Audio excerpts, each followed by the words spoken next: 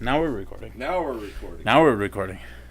Got a good shot of your shirt there. Oh, see? Yeah, see? That's nice. Mr. Bob Ross. This is Bob Ross. Painting Embedded the stars. into the Milky Way. Oh, it's so amazing. Well, welcome to the Experts of None podcast. I'm Joe Pesky. I'm Skylar Traxinger. And today we're just gonna talk. We're gonna kind of pick a couple of subjects and It's gonna be fun. Kind of go with it. So I feel like this one is gonna be released. I think so. Yes. I do. I think so. I think our audio issues are pretty well resolved. I like our layout here. Might get another camera, maybe at some point. I think when the table wiggles. But Yeah. If I had a higher ceiling, we could get like a drone. oh, see, there you go. My Be daughter, controlling it right here. your daughter, one of them could operate it. We could have two drones. We could. I mean, we could have like this dueling drone thing going on here. What the hell? But yeah, no. Back to my shirt here. I've been a big fan of Mr. Bob Ross for many years. I remember watching him in my more formidable years, Yeah. and he inspired me. Yeah. So I paint. Do you know I paint? I know you paint. You know I paint. Yes, I've seen the YouTube videos. Oh, where you were selling the paint. yes, yeah. I For college or forgot. a little personal and Yes, vendetta. I don't yes. know. It was fun. I enjoyed it. If I had to pick a class that I thought was the most fun to do, it was probably my speech class. Okay. I actually dropped it a number of times, like 3 or 4 times. Yeah. I dropped the class because with my work schedule, I can't meet at a specified time. I'm never able to schedule, 3:30 on a Thursday afternoon. Yeah. No. It just doesn't work. So I would pick up a speech class, read the syllabus, see there was determined times, drop the class. And like I said, I did that 3 or 4 times before I found one that everything was just pre-recorded. Yep. And that was perfect. That worked perfect for my schedule. I could, record when I had the chance. I even did one at work. Oh, really? I did. Get Penny in the background. I did. I mean, What the hell are you doing? yeah. How long is this going to take? No, I needed an audience, and I needed to show my audience.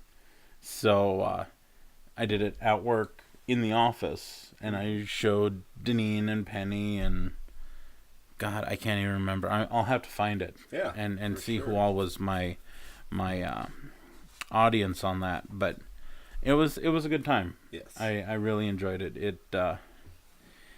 I think it really brought me back to what I enjoyed doing in high school.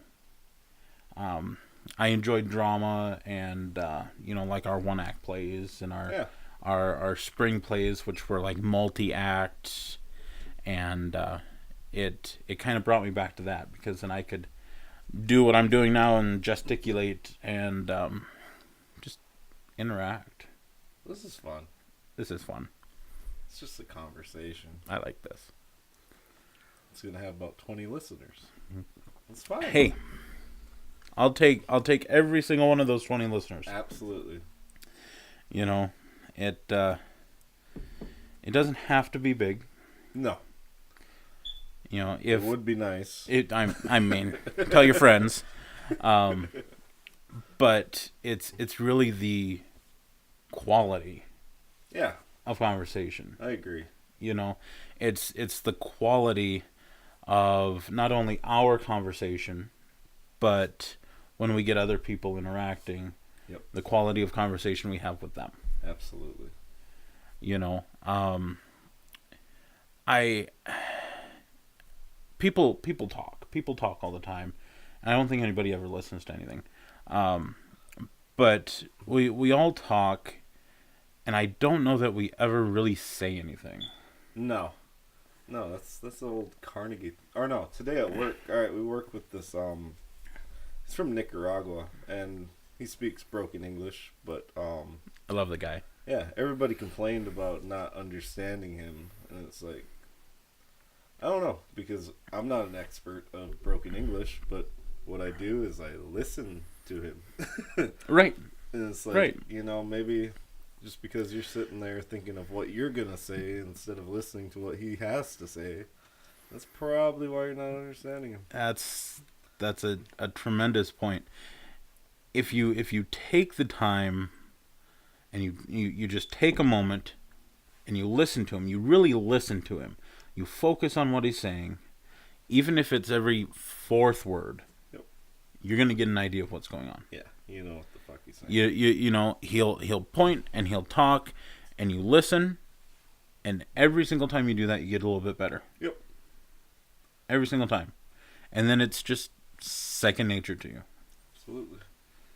You know, we have another gentleman whose English is a little bit worse, and that's what it is. Is you just have to take the time Yep. to listen. Absolutely. Listen. It's really one of the greatest things you can ever do for another person, is listen. Take a vested interest in them. Yep. Look outside of yourself and be like, okay, I'm going to take time out of my day, out of my life, and now this is your time. You know, and then that's how you connect with people. Yes. This feels weird. Like, I feel like we're going to play this back, and I'm just going to be like... I know. I'm hyper aware of all the noises I'm making. Like, am I just sitting here wheezing? Yeah, you know what you do on a yeah, what do you do if you got a fart? You just fart, pull the microphone away, do you edit it? I don't know if we can afford editing. Really cheap effects. We'll have to add some, like, small explosions or some shit. Somebody farts and there's just this random explosion appears on the screen. Yeah, but no, this is good. I guess nobody really knows, well, I'm sure the people watching this will know, but regionally, we're from South Dakota, home of the northern wheat belt. Wide open spaces. That's where the sign says applause. Yeah. Yes. But, yes. Northern South Dakota. I'm originally from somewhere a little bit more to the eastern side. Southeast area. Big city. Big. I think we had like 16,000 people or something. And what is that. It's South Dakota's fourth largest city. Was. There's a 4 on the license plate. That's true. They might still have a 4. That is crazy. 16,000 people. Yeah. Yeah. It's funny. My wife comes from Cincinnati. Mm-hmm. And she tells me about growing up in Harrison, which is like a little suburb. It's like right there. You could throw a rock and hit Cincinnati. And she has more people in her county, in Hamilton County, than we do in our state. That's sad. you know? And when she first told me that, I was like, no way. Oh, yeah. No, It just completely blows us out of the water. Do we even have 1 million people in the state? I don't think so. I don't think so. I don't know. I'll have to look that up. I'll have to look that up. I'll have to look and see what we've got. That's crazy. Yeah. Itself. No, it really is. So really, we're what, like the 10th? No. Definitely top 20 in land mass. Oh, yeah. Oh yeah, no, we've got a big state. Well, our population density is, I think, I just saw it here not too long ago. I want to say it's between 3 and 5 individuals per square mile. I mean, you know, So you get 3 people every mile, which is probably about right for most of the state. But I just gotta look up. I want to look up Tokyo, Japan, or something like. Yeah. 3 people per mile. What's Tokyo, Japan? What's their population density? It's gonna be scary. I know it. Oh my god. I don't know. I can't imagine. 6,158 persons per square kilometer. Wow. Holy shit. I couldn't imagine living on top of each other like that. That'd be nuts. You know, I took some time and we drove through downtown Cincinnati, and it's just like, this is too much. Yeah. This is too much. There's too many people. Absolutely. Tokyo thing. If there's an apartment fire, there's more casualties than if town of McLaughlin exploded. Well, yeah. I mean, you know? You can't evacuate people fast enough. You can't get them away. No. I mean, you've got so many people in so many buildings just packed together. Yeah. You know, that's not the life for me. Give me a Rapid. Yeah. Or Bismarck. Yeah. You know. 100,000. Yeah. I mean, and spaced out enough that you don't feel crowded. Yeah. Yeah. Yeah, absolutely. I could work with that. I'll take Rapid because it has that plus the scenery. That's true.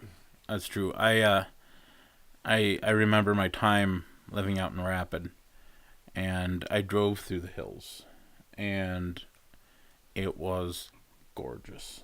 It was just absolutely breathtaking. I was out there for school in the fall. There's no better time to go to the hills than in the fall. Nope. And drive through, and I saw Bridal Veil Falls, and I walked over and I climbed up and I picked catnip off the side of a frickin' mountain.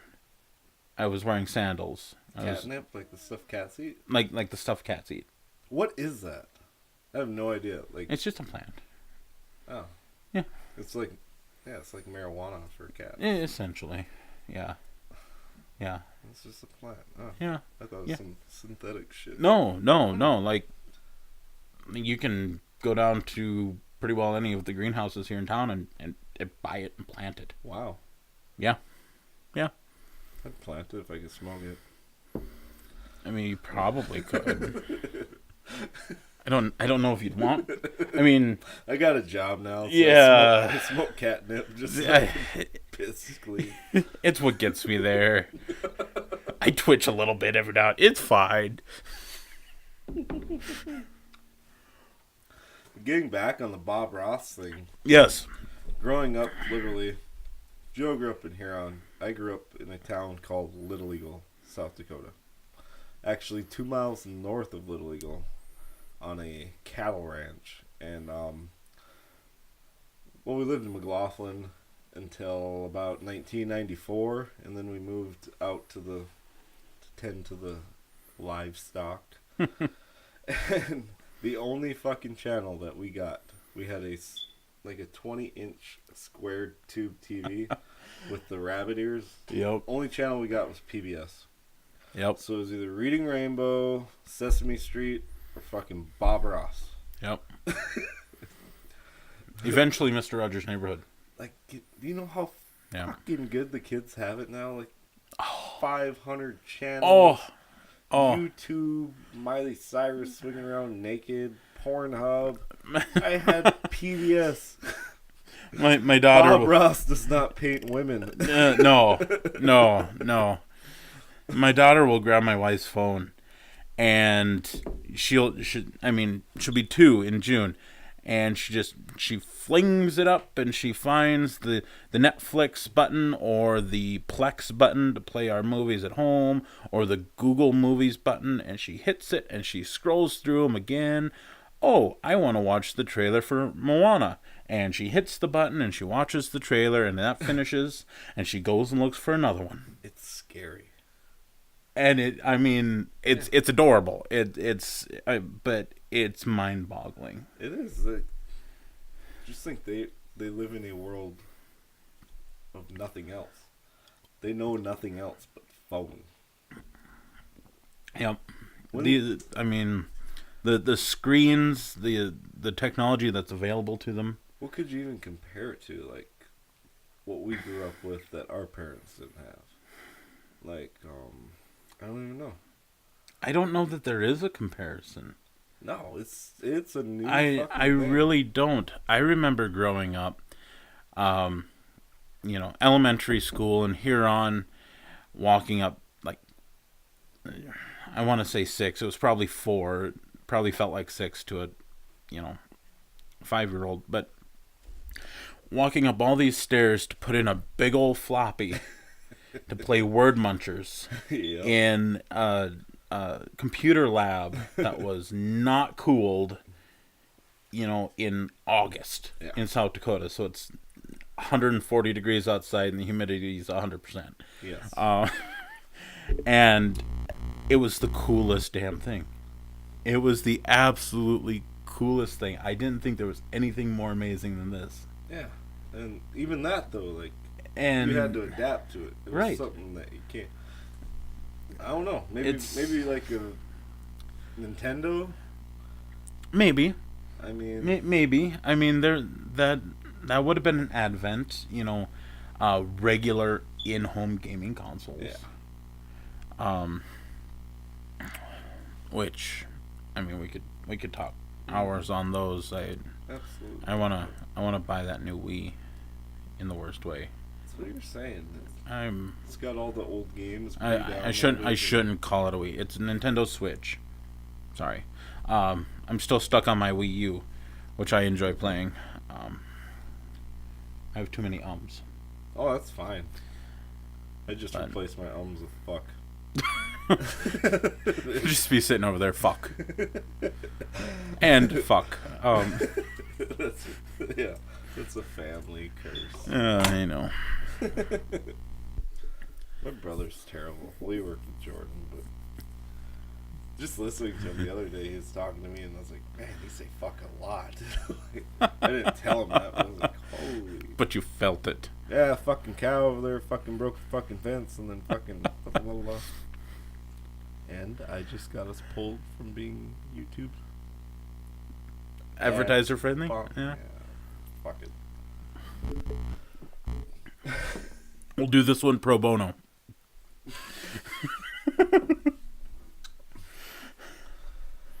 But yeah, what a freaking world. How it really is. How do you parent, like, it's just like my dad, like, as you get older, you reflect on these things a little more. And I kind of put myself in my dad's shoes now that I'm kind of his age when I was born. Yeah. And try to look and see how he tried to relate with me. And it makes sense. Like, he had nothing relatable at all. Because you don't know. Oh. You grew up in a completely different time. Yes. Completely different. Like, I know this is a term, but, like, literally, I remember going on road trips and sleeping in the back window. Oh yeah. Or on the floor. Oh, yeah, it was commonplace. Yeah. Drive around sitting on your aunt's lap, it didn't matter. And you don't dare do that now. Do that today, you'll be on Nancy Grace, Neglectful parents put children in danger. Yes. Tonight at 6:30. Nobody needs that. No. But it's a different world. And I think about it. I was born in 1989. I have a son that was born in 2017. Yeah. 2000, nearly 30 years later. And I know what's changed since then. But I think about what's going to change by the time he's my age. They're both growing up in a rapidly advancing, technologically based society. He's gonna see this video. I'm like, look at my dad and his friend. What are they doing? What are these guys doing? It's gonna have like, you know, when you watch the old videos and it's got that weird time lapse Yeah. flicker where it looks like they're like they're missing frames. That's what this is gonna be. Yeah, I know. I mean, and we have high definition cameras, but this would be nothing. this is. I mean, have you seen some of the 4K displays? Yeah, they're amazing. Okay, there's better than that, and they're, you know, available commercially for purchase. You know, you've got your 4K and your 8K, and there's 16K televisions, and 16. well, yeah. What does that mean? It relates back to pixels and your pixel density. Okay. And the more pixels you can squeeze into a space, the more defined you can make your picture. So what would like the old LCD, what would that have? Your standard television Yeah. was 800 by 600. Okay. Okay, so 800 by 600. Television was shot in that. So when you're watching old shows on, well, even like a computer screen, they look distorted. Yeah. Yep. Because you're stretching an older photo that wasn't made for that resolution into something quite a bit larger. Okay. So your aspect ratio and things like that are just completely out of whack. Yeah. I still have it. I need to get rid of it someday because nobody uses it anymore. But I have a CRT monitor. All right, it is a 36-inch CRT monitor. What's CRT? It is cathode ray tube. Oh, okay. So like your Yeah. old, yeah, and it not only does that, but you feel it. I mean, you know, it's like the hairs on your arms stand up when you turn this thing on. And I've got this thing. I built a shelf. I've got pictures. I built it while drunk one night. It is. I was on the phone with my not yet fiance. Yeah. And I had this monitor and I needed a place to put it, and I thought, you know what? I want a floating shelf. Okay. So I've got a room in my house in Huron with paneling, very much like this. Yep. I took a corner. I said, it's that corner right there. I built a shelf that comes straight out of the corner. Straight out. It's this square thing. It's got into the corner, and it kind of looks like a home plate. Yeah. Yeah. And it is perhaps the sturdiest shelf that's ever been made. Oak. 2x4s found in the garage. It's got a nice cross brace. And to test the strength of this, before I put the plywood on top, I climbed on it and scrambled to the top of this thing. Because I'm a 300-pound man, and I figured, well, if it'll hold my fat ass, it'll hold this monitor. The monitor probably weighs about as much as I do, so... And it does. I mean, that's no exaggeration. I lifted it up there myself. I am certain that is probably part of the cause of my back problems today. Yeah. But it was one of those you lift up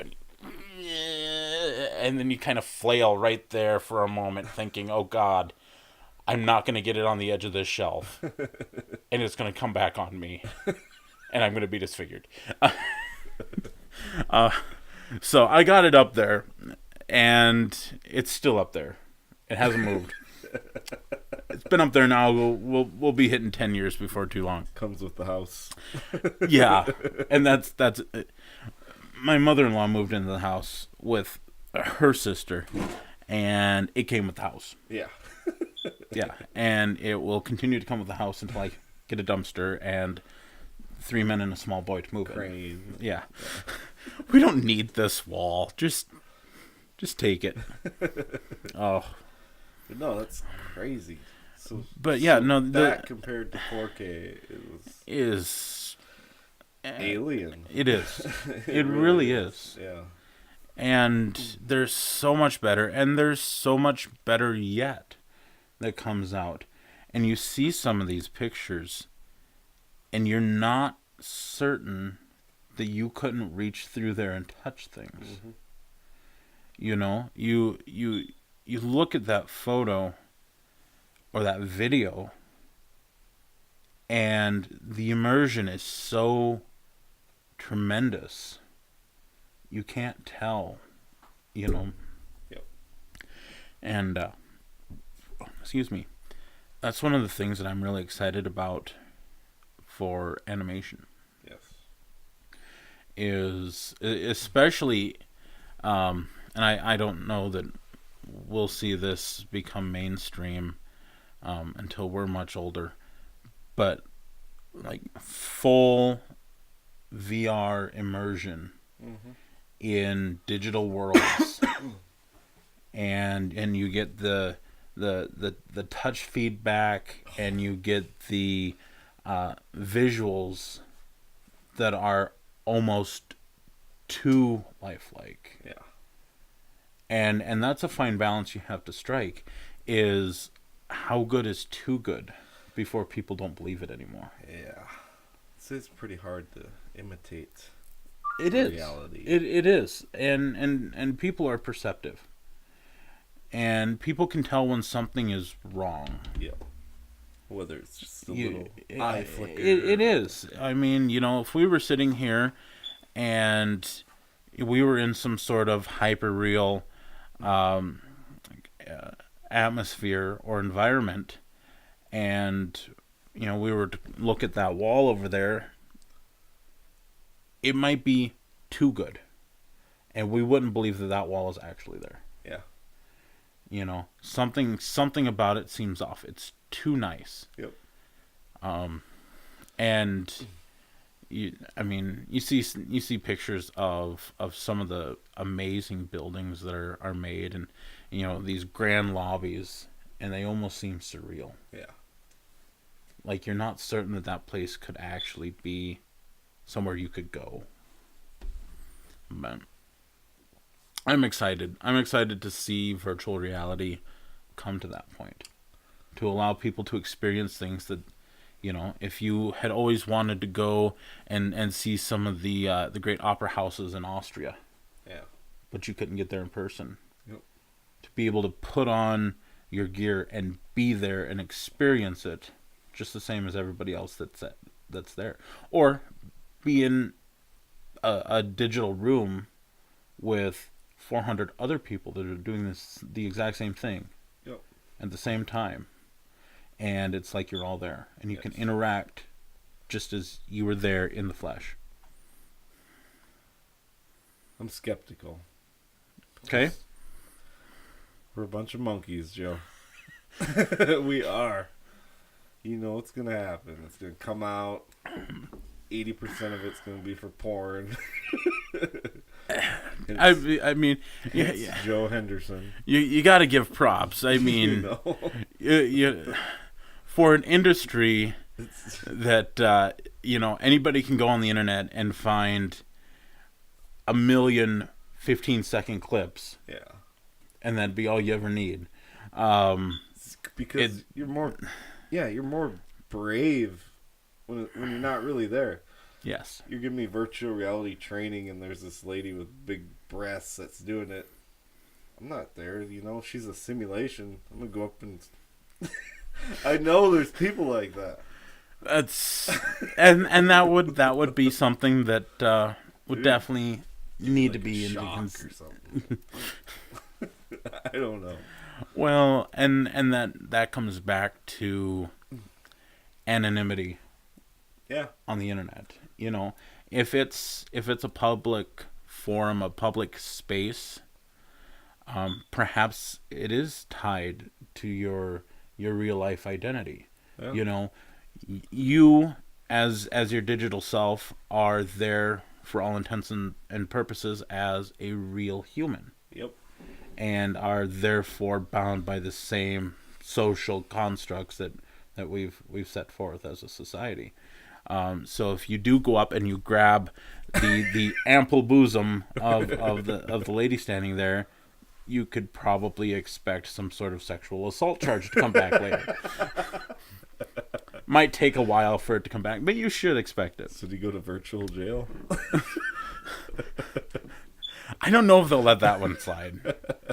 I think that one's like a flesh and bone kind of thing. I'm just gonna teleconference my hours today. Get home from work and put my headset on. It's like, what are you doing? I gotta go sit in jail. I gotta go sit in jail. Oh shit! I gotta serve my time. I'm done with my work release. I gotta check in. I need to make another drink. Meet with your parole officer. Yes. At least you should never have an excuse of being late. That's true. You know. But that's another thing. Like, thank you. You know, we work in a industrial. I don't know what you call it. Industrial job. Yeah. I mean, we are an industry, and we do work with things that would be labeled industrial. Did you ever see it getting to the point while working, you know, in an industrial job like we are, where virtually you go to work? You know, machines are. You can virtually operate the payloader from your bed. See, that would be amazing. It would be.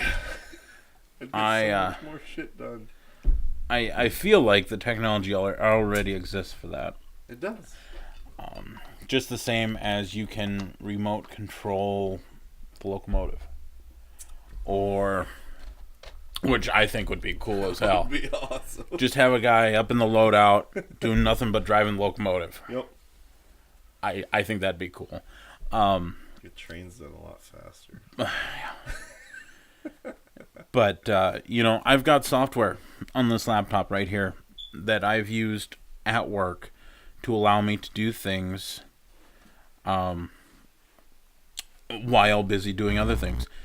And I've even done it up in the loadout where I've got, I use our BombGuard, on the loadout computer, tied back to my computer in the office.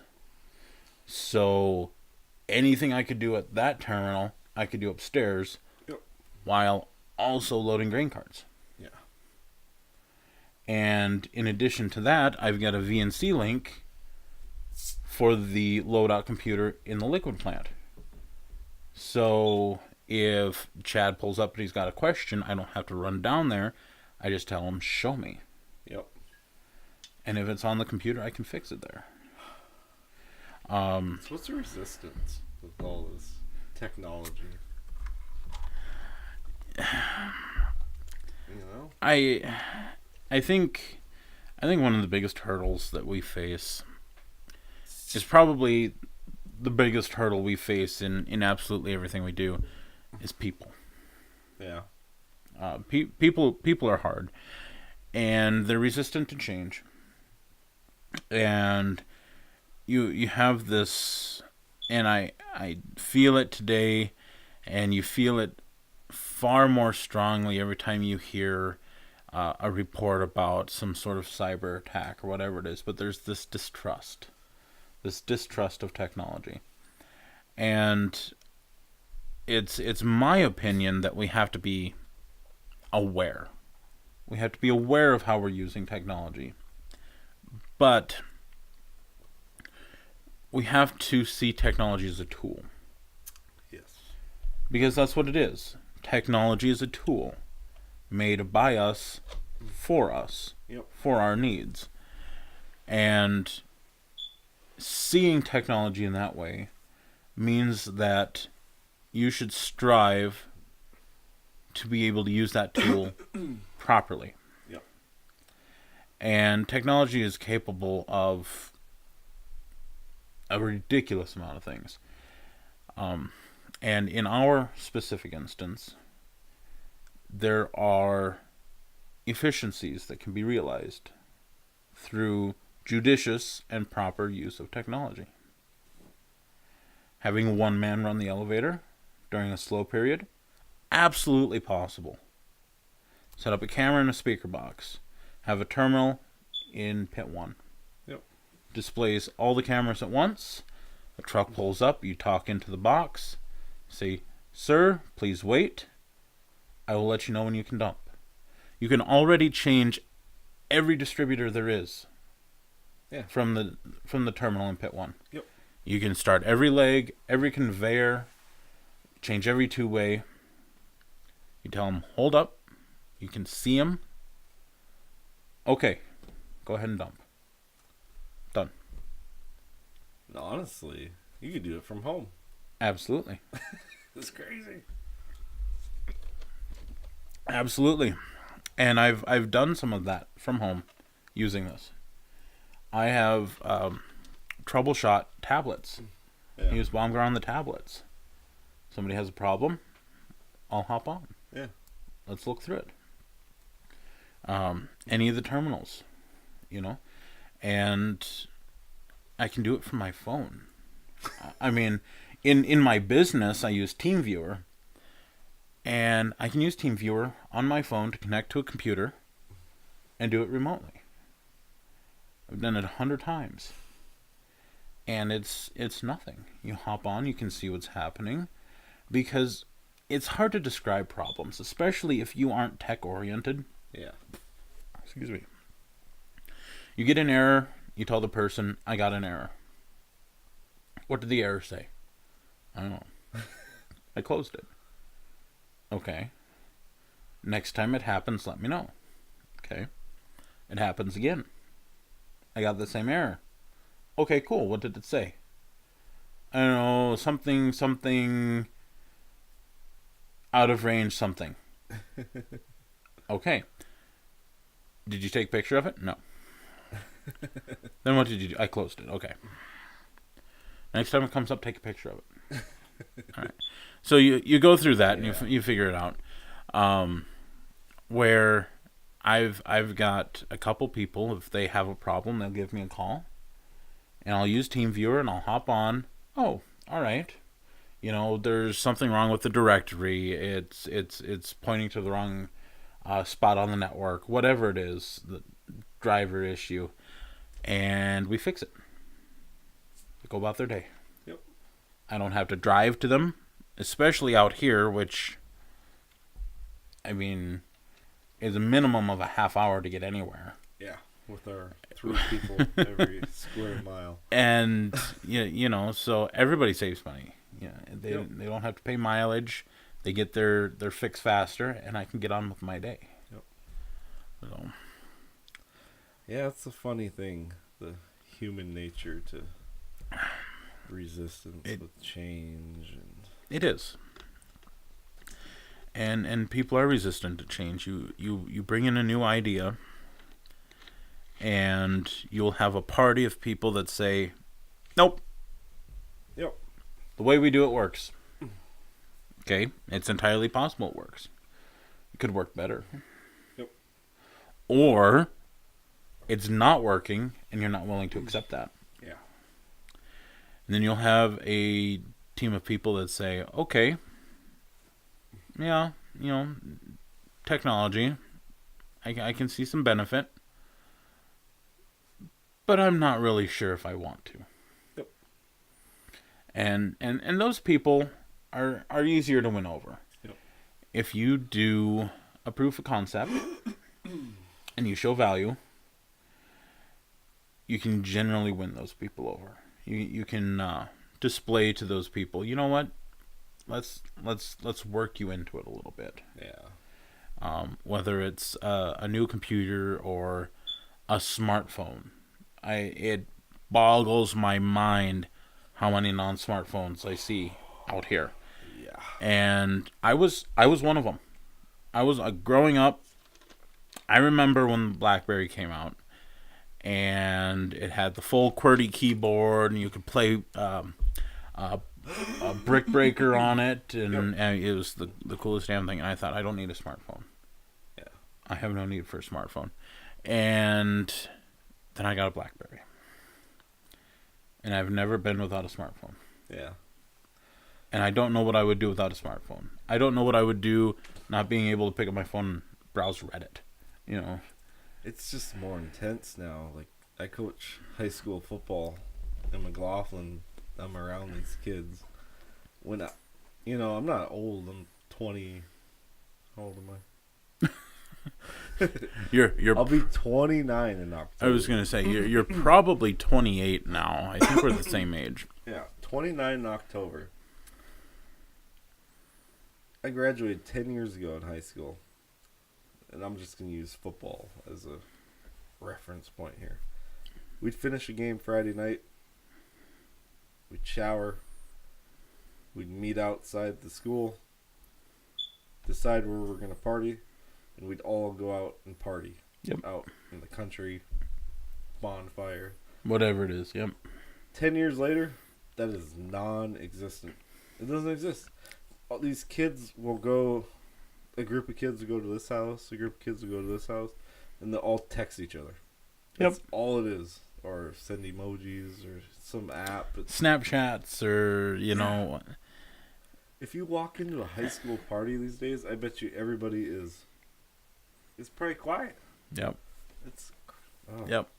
And instead of putting the P in the V, they're putting the P in the camera and sending it to the girl.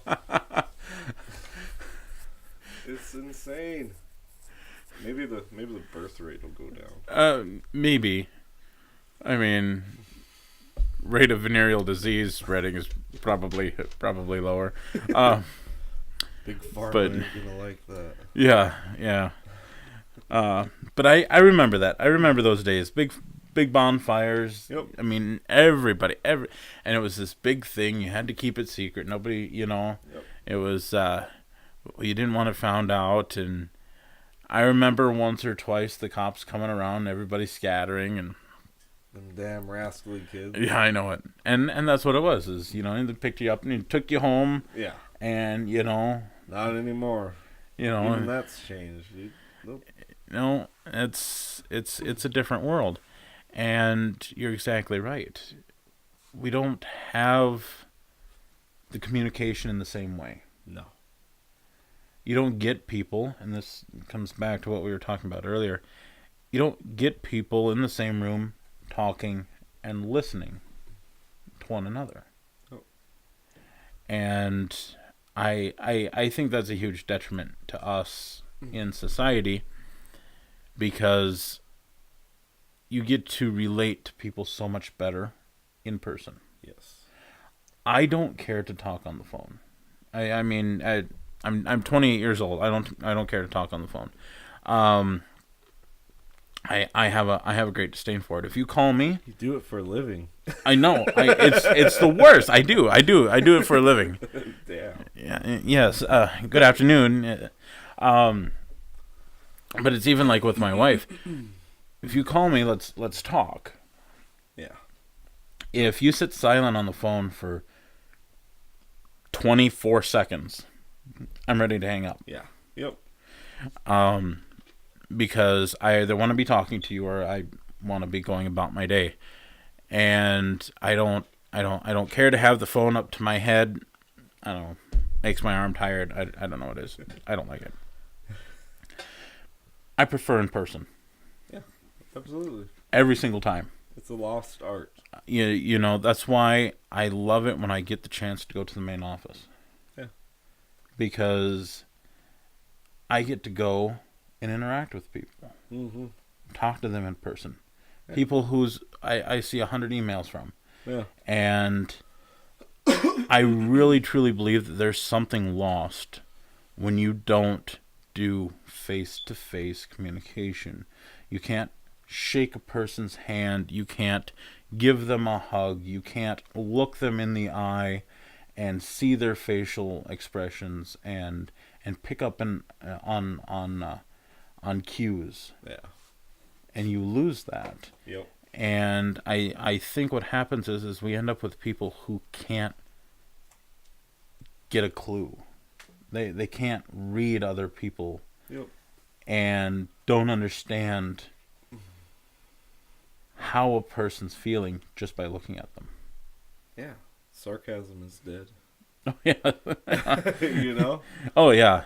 No, and because you can't convey sarcasm in a text. No.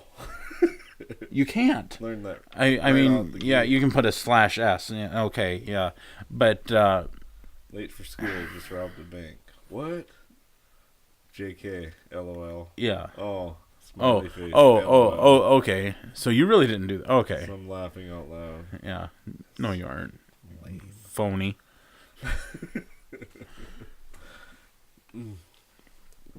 But you do. I think people lose those interpersonal skills. Yeah. By not doing face-to-face communication. By not meeting people and sitting in a room and talking to them. And that's one of the things that I'm also excited about. I get excited about a lot of things, because it's not work related. Is the video feedback on YouTube. Yeah. And it was a feature, and then it wasn't a feature, and from what I understand, it's coming back, and people can do a video response to your video. So we can upload this, and someone could be like, "You guys rock!" Right. Or you guys were completely off base. Fucking suck. And you're shit, and I'm gonna tell you why. That's the stupidest shirt I've ever seen. Right, man. right. And you know what? That's awesome. It is. That's awesome. Because then you get to know that person a little bit better. They're not just some username saying either, you guys are great or fuck this shit. You get a real person. Yep. Which I think is all most of us want at the end of the day. Comes to paying a bill, let me go through the automated system. But most of the time, I'd like to talk to somebody. Yeah, you're going to get video messages from bill collectors. No, thank you. Hello. Oh, I didn't see that one. I'm so sorry. Let me look through my deleted archive. Maybe it's in there somewhere. Yeah. But this is cool. I like this. I do too. I hope people enjoy this. I do too. They should. And anybody that is watching, we are welcoming of all comments and criticisms and praise, ideas. We really want this to be a conversation, between myself and Skylar and you guys. Just we want to talk. We want to find out what's going on in your life, the world. Try to bring people a little bit closer together, because I think some of that's been lost, and I like to read little motivational things. I don't know if they really motivate me, but sometimes they stick in my head. And I read one today that said, I don't want to live in the world where somebody else is making the world better. Ooh. And that one stuck with me today, because as insignificant as you might think you are in the world, and believe me, I've felt that way, you can still affect change, and positive change. I mean, we can all do negative change, but positive change, which seems to be the hard one.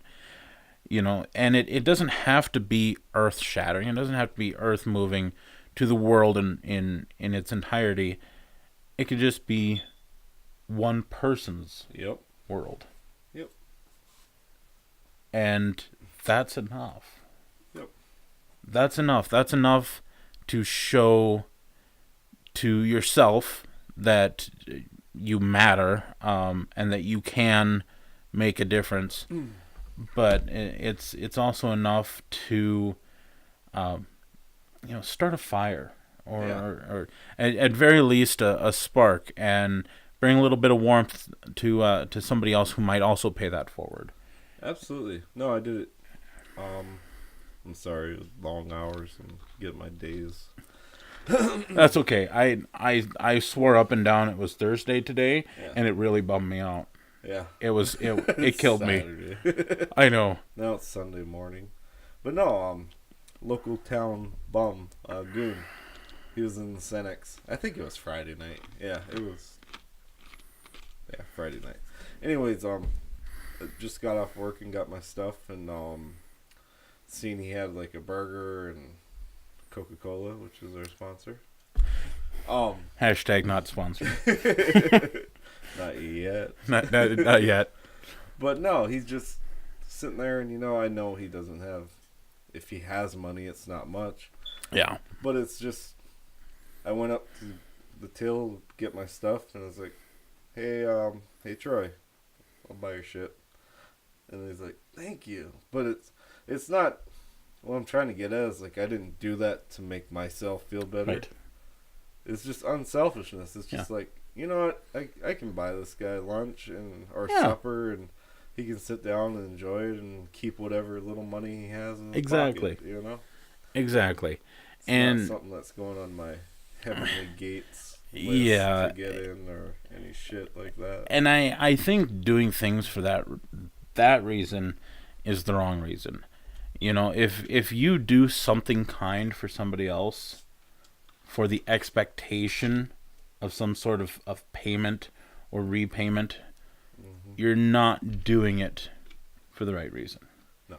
And you need to take a good look at it and determine if you're really actually doing anything good. Yeah. It's like the big rich donor you see on GoFundMe pages or something, their name and their family heritage. Yeah. Just if you're going to be kind, be kind. Yeah. Be kind because you want to be kind. Absolutely. Because you can be kind. Because I've encountered some people I'm not certain they could be kind if they wanted to.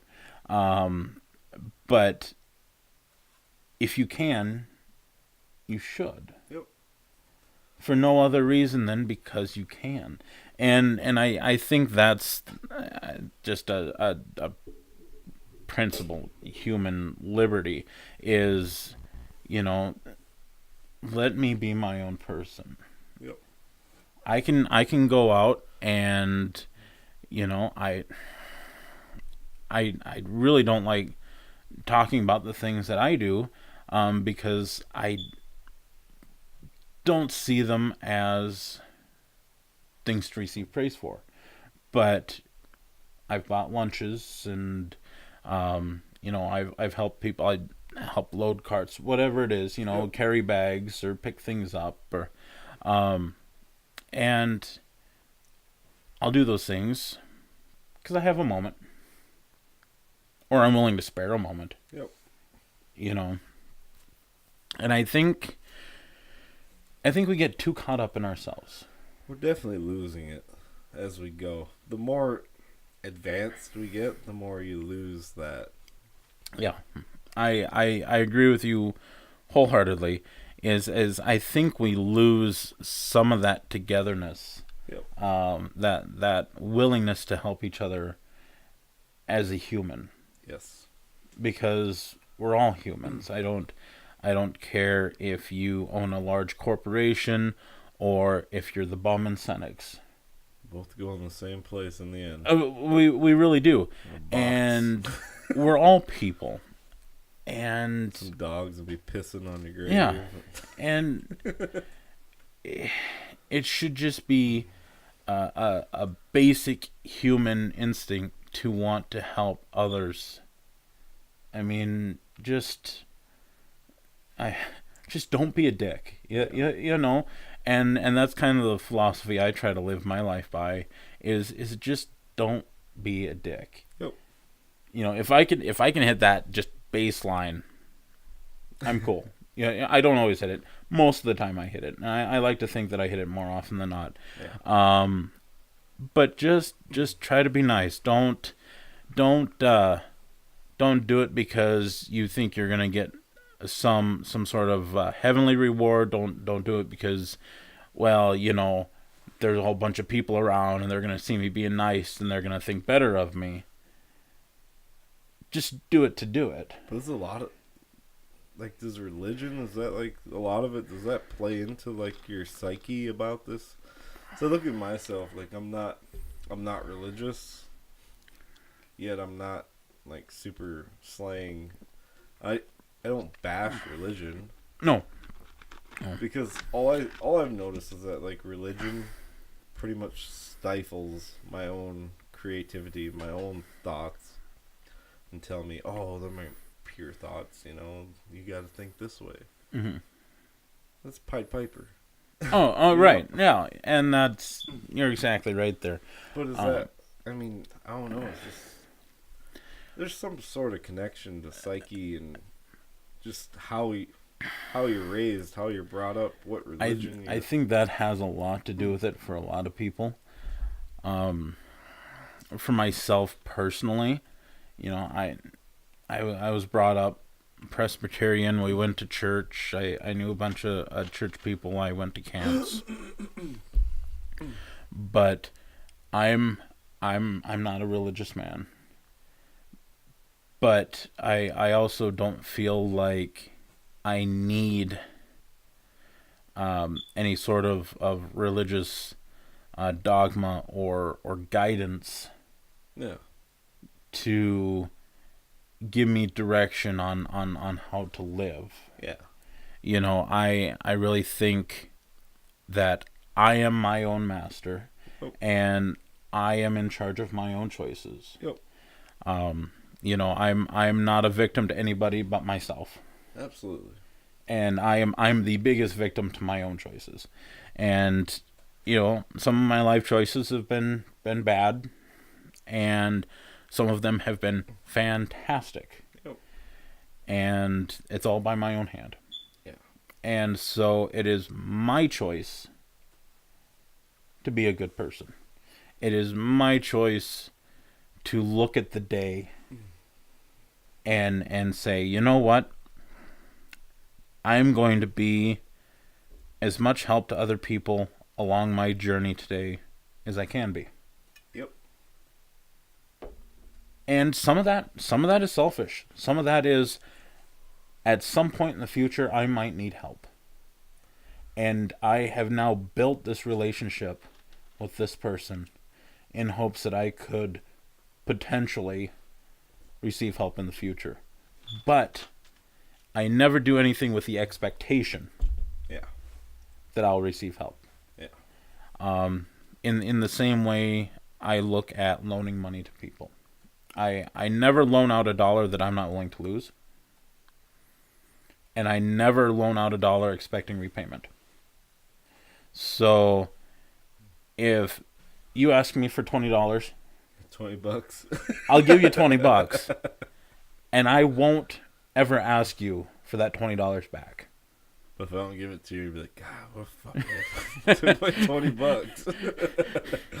I might think twice giving it to you again. But I'm never going to hound you for it. Yeah. If you give it back to me, awesome. Yep. If you don't, you really needed the $20. That's, yeah. You know, and if you were just looking for a free $20, that one's on you. You know, from my perspective, I gave a guy $20 who needed $20. Okay. Yeah. I agree. You know? And it's just that simple. I'll make another $20. You will. Yeah, I mean, and you know, per hour. Yeah. But you know, and that's kind of the way I try to look at the world, is I try to not get too frustrated. Yeah. There will be more time. There will be another day. You know, money gets tight. That's fine. There will be more money. If it's not with this job, it'll be with the next job, whatever it is. Yep. If this car doesn't work, there'll be another one. Yeah. It might be a little shittier, but there'll be another one. Yep, that's true. You know, from my perspective, it's really not over until it's over. You know, it's really not over until I can't do anything else about it. it comes time for my funeral. You can do whatever the hell you want. I'm dead. Yeah, you aren't going to offend me because, you pissed on my grave. Yeah. I'm dead. So, and I talked to my wife about that, and it's just like, do you want any kind of service or anything? No, just cremate me. Yeah. That's fine. I'm not going to, I mean, you could not. I'm not going to know the difference. All right, this is the thing I don't get. I'm a coffee can guy. Okay. Put me in a coffee. What is it? Okay, I understand if you're going to display it, but even what is the purpose of an urn? What's the purpose of a casket? Why does who's the guy on Gilligan's Island? The rich guy, Mr. Howell. Yeah. I imagine Mr. Howell being buried in a pearl casket. Why? The theme song is now in my head, by the way. Fucking casket for 2 days at the wake and the funeral, and then you never see it again. Right. It's going to become part of the earth. Yeah. And it's pearl casket. And that's just it. Is people are very sentimental. And there's nothing wrong with that. I'm sentimental about some things, but I also feel like people have a really difficult time separating emotion from how do I want to say it? From decision making. Yeah. It seems to be human nature. Like, it is. How could this happen to me? How could this happen? I think about that, and I look at my hand. I've got a scar here, mm-hmm. and I remember the day I got that scar. I was in my aunt's house, and I was living in her off room. It was kind of like this sun room, and I had all the curtains up. I was like 17 or 18 at the time, and we had a new batch of kittens I was keeping in the room there, and the doors that led into this room had those little square panes of glass all the way up both of these doors. It was really pretty, and one of the panes was broken.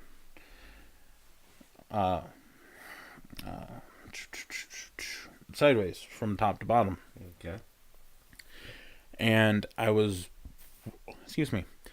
walking out of the room, and I put my foot down, and I felt something fuzzy under my foot. Immediately I thought, I'm about to step on a kitten. So I reached my hand out onto the glass door on that pane of glass, and my hand slid down the glass onto the bottom. I didn't step on the kitten. Okay. I mean, it was underfoot. I moved it out of the way. So the kitten was fine. But I had this cut, this gash down to the bone on my hand. And so myself and my cousin, two dumb young teenage people, we were looking around. We don't have any bandages. We find a pillowcase. We rip up the pillowcase. We wrap it around. Tourniquet. Come to find out later, it was one of my great-grandmother's pillowcases, and my aunt was not very pleased. So I've got this pillowcase wrapped around my hand, and we go down to one of the grocery stores that has a pharmacy inside. And I walk in, and I come up to the counter, and I'm like... Didn't go to the doctor. Eh? No.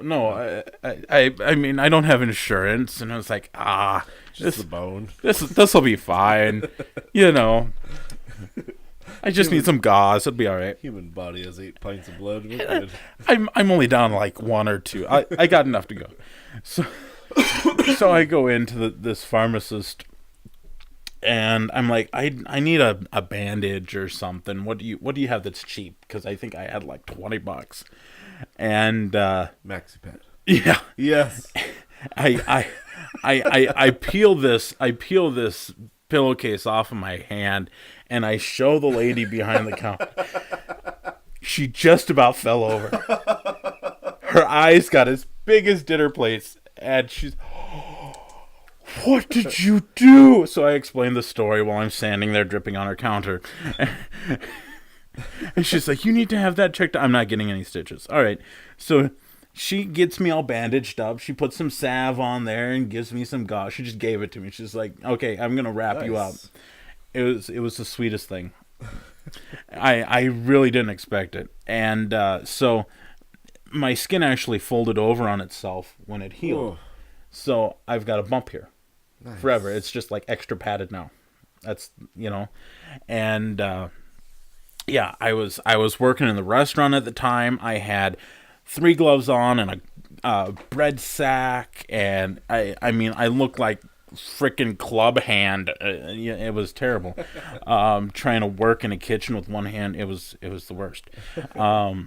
And I remember when this happened. I remember it like it happened yesterday. And I never considered before that time that I would ever have a scar like that. Yeah. It had never occurred to me that in a moment my hand would change forever. I looked at it one day after I got it, and I said to myself, I'm going to have that forever. That's true. Forever. And it will never change. And there are so many things in life that can change. We know people that have lost legs and arms. Yep.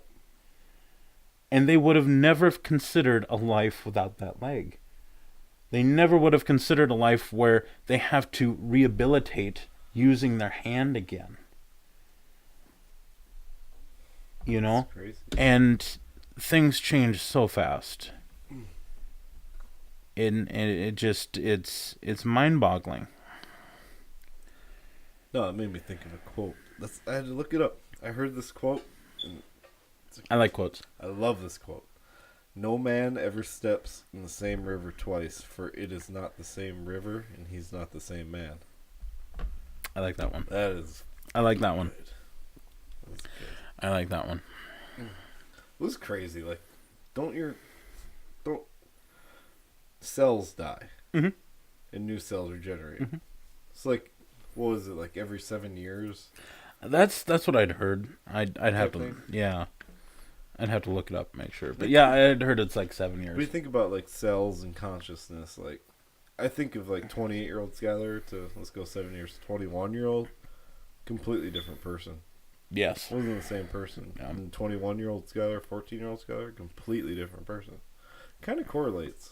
It really does. And I think in the same way that our bodies grow and mature and change, our minds do the same thing. It's not just that we're learning from our experiences. Yep. It's that we are truly different people. That's one of the things I heard too. Like, the human body basically, I mean, evolutionary wise, we're kind of designed to live for 40 to 50 years, and with technology, it's you get to that point, and that's why usually you start deteriorating and get your big beer belly, and you get your limp, and it's and your back's been hurting for a while, and it's just gonna stay that way. Starting to deteriorate, but with advancements in science, kind of pharmaceuticals and whatever. Yeah, absolutely. 20, 30, 40 years. Yeah, when you were born, you are not designed to live until you're 80. I think women have a longer lifespan than men. Yes. On average. Yep. Which bums my wife out. Because she's like, God damn it, I'm going to have to watch you go. But I'm sorry. I'll try not to. Good morning to you, too. Maybe we'll go in a car crash together and we won't have to worry about it.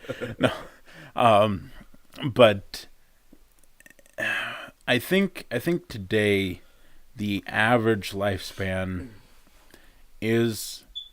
Now, I was reading about this. I think it was higher, and now we've actually started to go lower. And I think there are a number of health issues that play into that. You know, things like cancer and diabetes and obesity all play factors into that. You know, the general American unhealthiness that everybody talks about. But I think it'd be very interesting to have a standard lifespan of 150 years. But I also think, what in the hell are you going to do for that amount of time? Could you imagine the wisdom and the... Holy cow. Like, Jesus. I mean, I remember... It'd be like the guy seeing the Titanic go down, living now 2/3 through his life. There's a lady, Anna Pesky. She lived in the Good Samaritan Center in De Smet for quite a while. Any relation? And yeah, she was a aunt of some sort, and she passed away. It was just, I don't know if it was a couple weeks or a month prior to her 112th birthday. 111 years old. Ugh. And she remembers when the Titanic disembarked. Yeah. I mean, she was in America at the time, but she remembers it leaving port. She remembers hearing the reports of it sinking. She remembers, remembered radio coming in. Yeah. Being, coming from having no radio at all to having it be a household staple. Can you imagine? She remembered the Wright brothers. Oh, yes. Oh, my God. It was just so many things happened in her life, and it blew me away to hear a person speak about times like that, because I couldn't fathom a time before computers were part of everyday life. Yep. I barely remember a time before the internet was commonplace. Yeah. And my daughter and my son will never know a time without a smartphone. No. Or a tablet. They're going to be like, what the hell? I have a phone on the wall over there, but have no idea what that is. I actually have one of those in black in my house in Huron. I found it in the garage, and it was the coolest damn thing. Yeah. I plugged it in and it worked. Oh, yeah. And I expect that thing will continue to work far longer than every single phone I own. Yep. Absolutely. It's just how they go. But it's just fascinating. It is.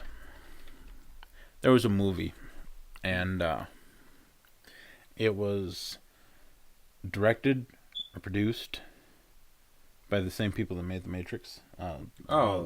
Chinese dude. No, they were brothers and other sisters. Wazowskis. Oh, didn't the one get a sexual change? They both did. What? Yeah. Yeah, they're Asian though, right? I don't think so. Are they? I guess I have never actually seen a photo of them. I've only ever seen their names printed. What's their name? You would ask me. Starts with W. W-A. Wang. Not Wang. It's not Wang. Oh. Lana Wachowski and Lily Wachowski? Yeah, they made the Matrix trilogy. No, there's... And V for Vendetta, and... They are as white as... See, I thought they were. Yeah. I thought... Huh. But, yeah, it was a movie called Jupiter Ascending. Oh, you've seen it. Channing Tatum. With Channing Tatum. I haven't seen it. And Mila Kunis. And, yeah, she is. Jeez. And Eddie Redmayne. He's a good actor. Okay. I like Eddie. Yep. And I know the movie hasn't received tremendous critical response, but I liked the idea, the premise behind it, where you have these families that are so wealthy and powerful that there's nothing they could ever want to buy. There's nothing, there's no amount of wealth that matters. You know, you can never want literally for anything. Entire worlds built for your pleasure. So the commodity that ends up being worth something is time. Okay. And they end up harvesting humans to make their magic time dust serum.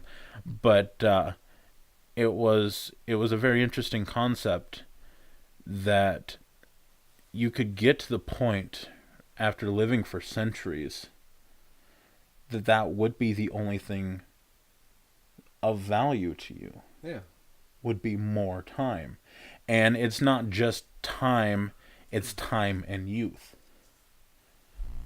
And I thought that was a very interesting concept. Okay. Because what could you possibly want or need being 200-300 years old, 1,200 years old?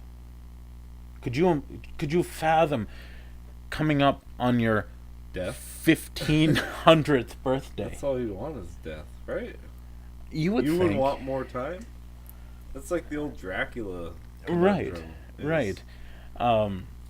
He couldn't die. Or what was the? What would you do? What was the one with the magic fountain? It was like a book. Oh, where the guy falls and like dies. Yeah. I think he dies and doesn't. And they have like the water. I know which. I can't. We read it in school. I can't think of it. Me neither. I can't think of it. We'll edit that in. Yeah. We'll remember it. We'll put a big banner pointing here. These idiots figured it out later. Yeah. And that's something. Tuck everlasting. Thank you. It came eventually. But that's just it. What would you do with so much time?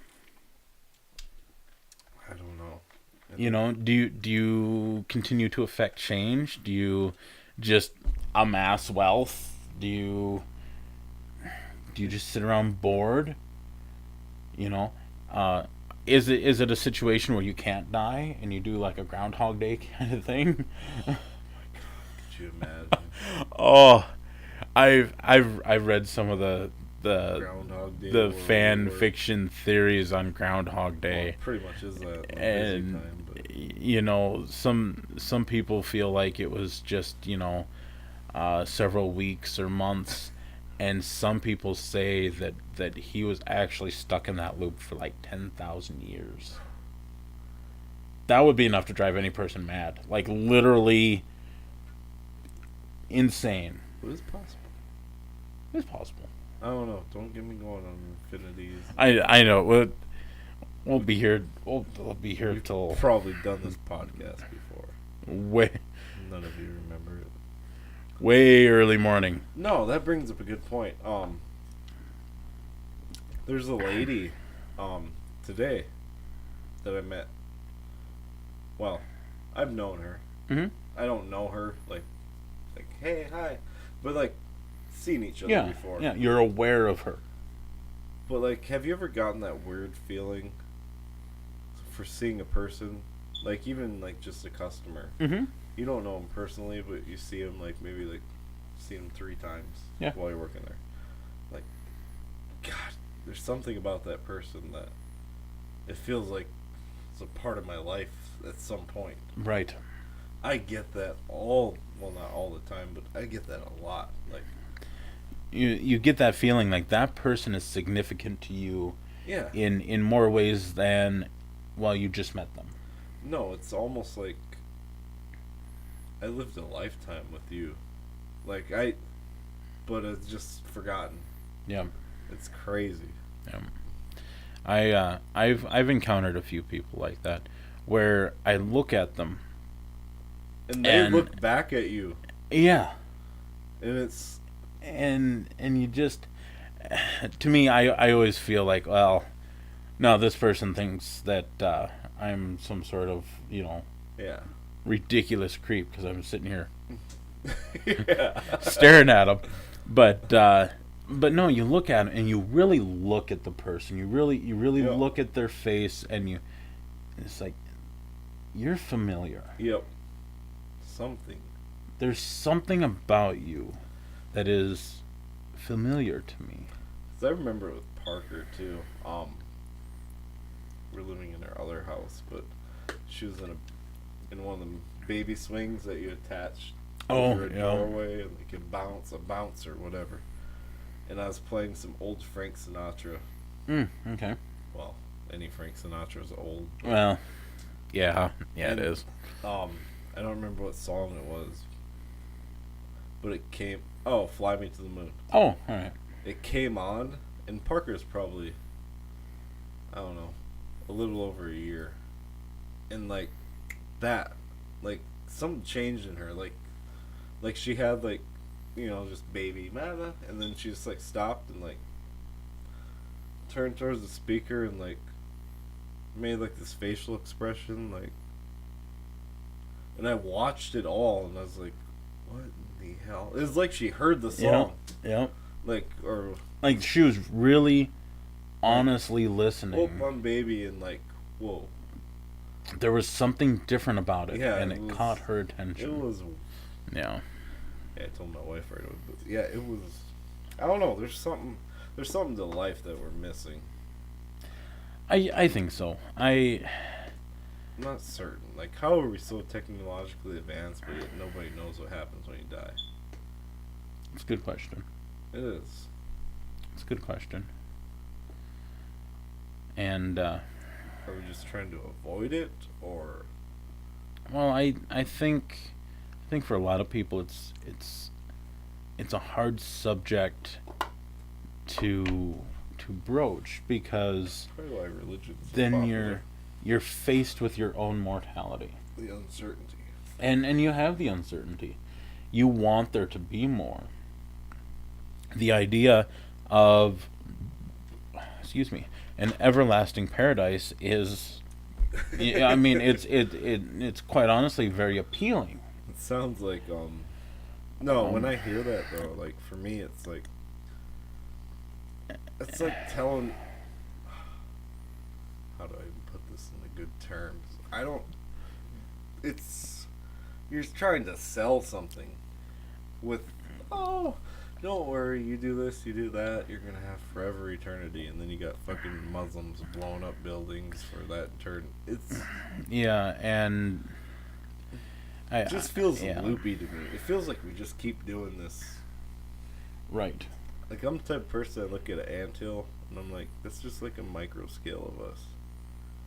Or you look at Well, I mean, you could literally look at, the micro universe that exists around us. What must we appear like to these things? And the answer is nothing. Yeah. Because we are so big and so incomprehensible that they couldn't begin to understand No.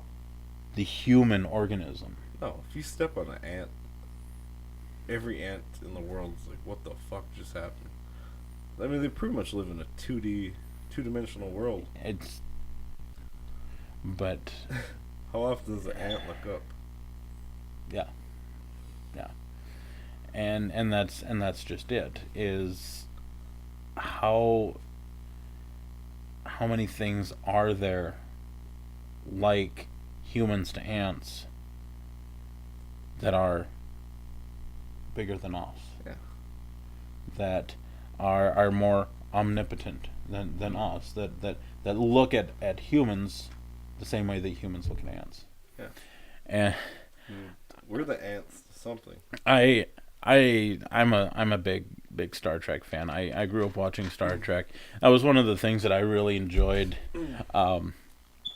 growing up, watching Reading Rainbow, Okay. and then having LeVar Burton be Yeah. Geordie LaForge in The Next Generation. It was like a little kid's dream come true. But it was great. And I loved watching Star Trek because it gave the idea that the universe was so large that you could encounter anything. Mm-hmm. You had slimes that were just a mass of hate, and they actually had somebody die during that episode. You had Dyson spheres. You had planets, untold numbers of planets with different life forms in different stages of development. And one of the organisms, one of the creatures or races that I really thought were intriguing were the Q. Okay. And they were an omnipotent group of beings. So they had what appeared to humans to be godlike powers. They could teleport and transform things and bring things out of thin air. And it was one of their prime things to not interfere. And they were all called Q. They didn't have individual names. They were all Q. And the one that would appear on the show would regularly interact for the cause of study of humans. And he was just very interesting to me because to them as a race, we were insignificant. But we had the potential to be significant if we let ourselves be.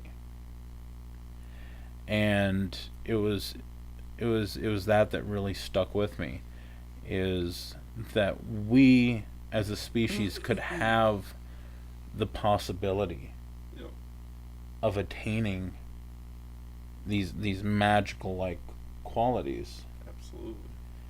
And I think to some extent we've done that with the technology we have.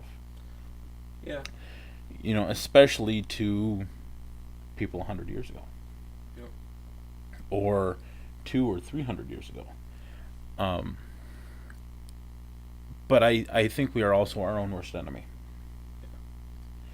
You know, humans are really good at killing other humans.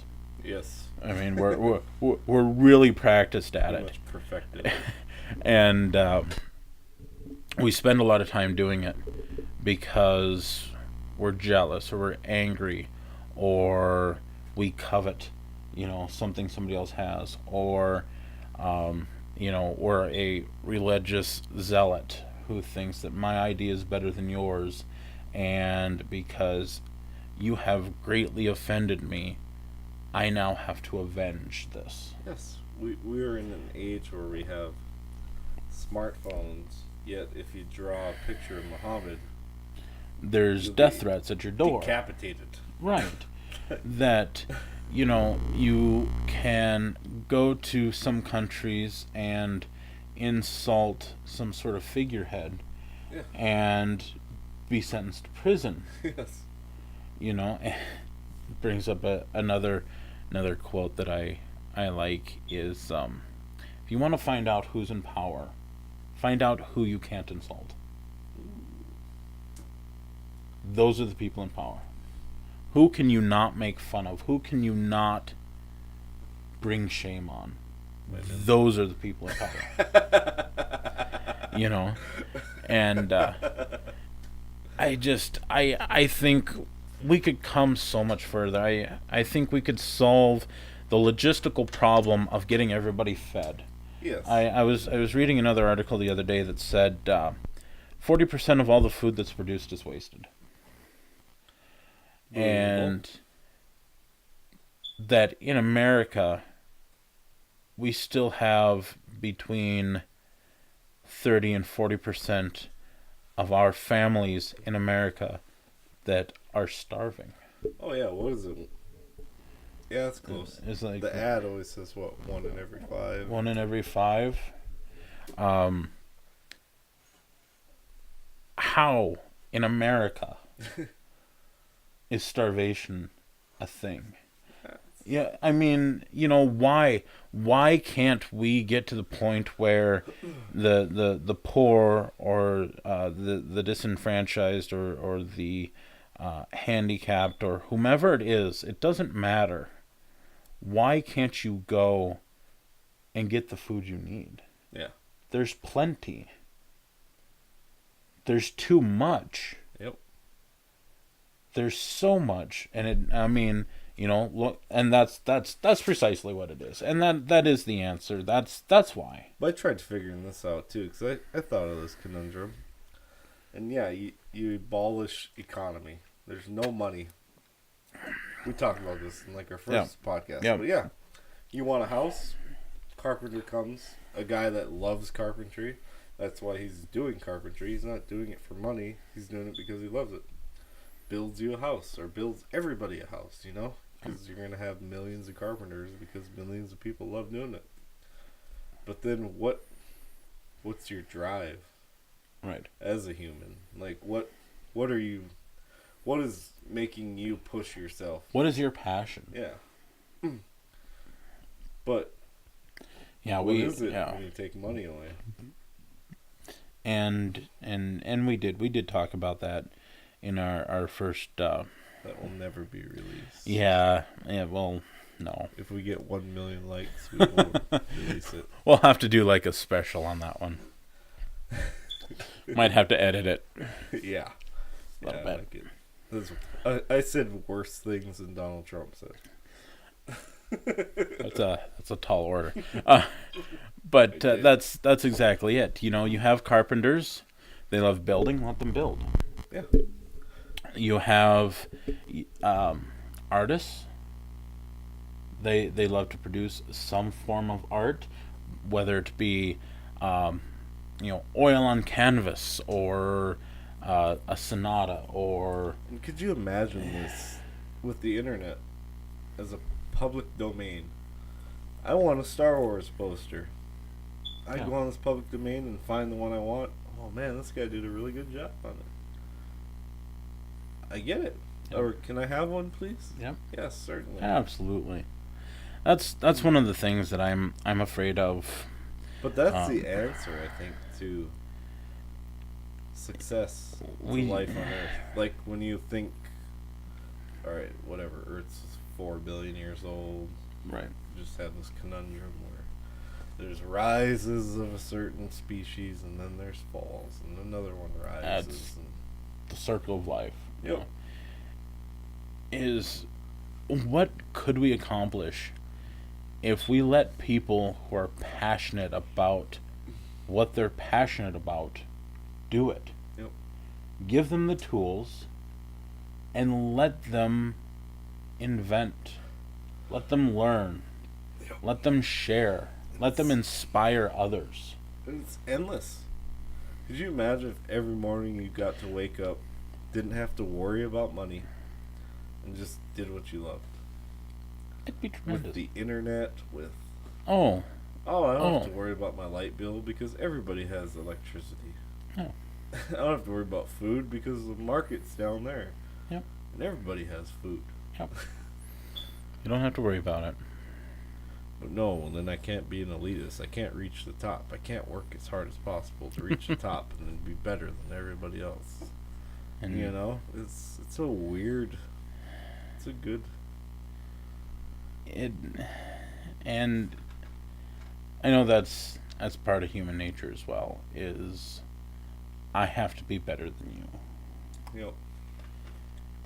And I don't think competitiveness is bad, but I don't think that we as a species need to be driven solely by competitiveness. No. We have the capability to be empathetic. We have the capability to be imaginative and creative. Yep.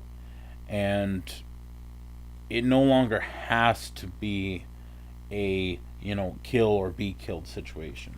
No, I think technologically, to get to where we are now, we had to be. Right.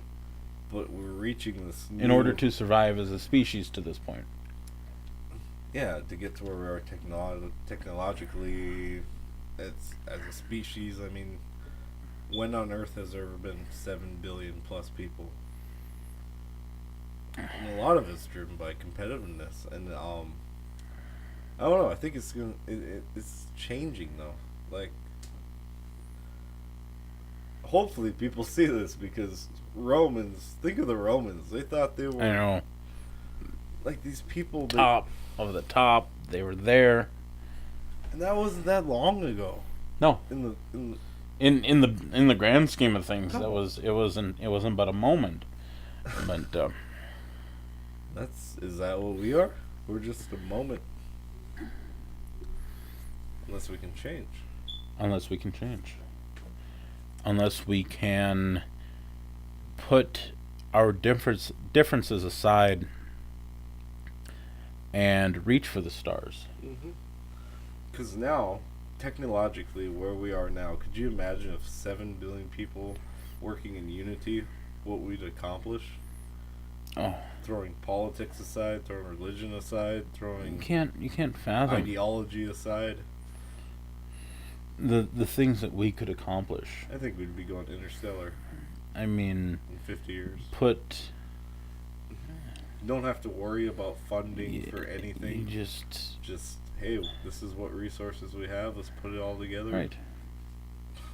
Man. Provide everything anybody ever needs. Yep.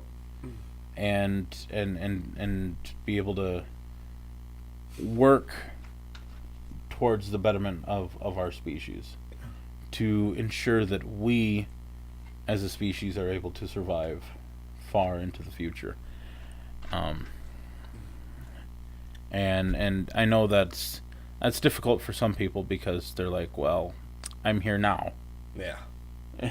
And I could give two shits less about I ain't got time for people this shit, in 1,000 or 2,000 years, 5, 10, 100,000 years. Yep. Whatever it may be. I don't have time. I don't have time.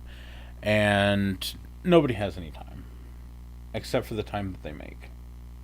Yeah. God knows I'm busy, and you're busy. Mm-hmm. We're all busy. We all have our lives.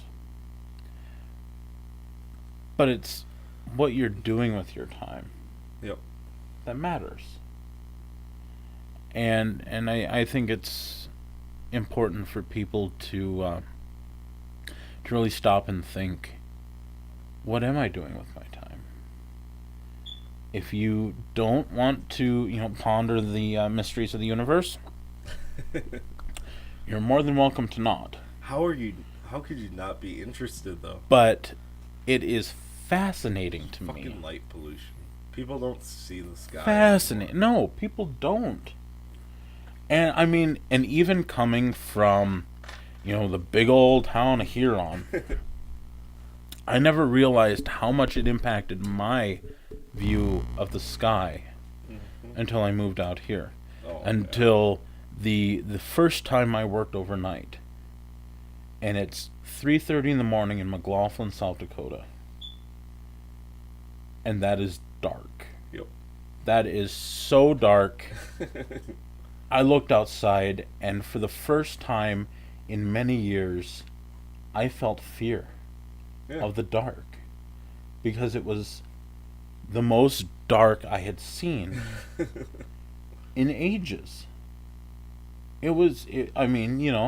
And I went up to the top of the elevator, and I looked out at the stars, and it was beautiful.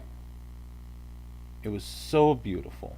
I could see the Milky Way. I could see the stars scattered across the sky, and I realized what I had been missing.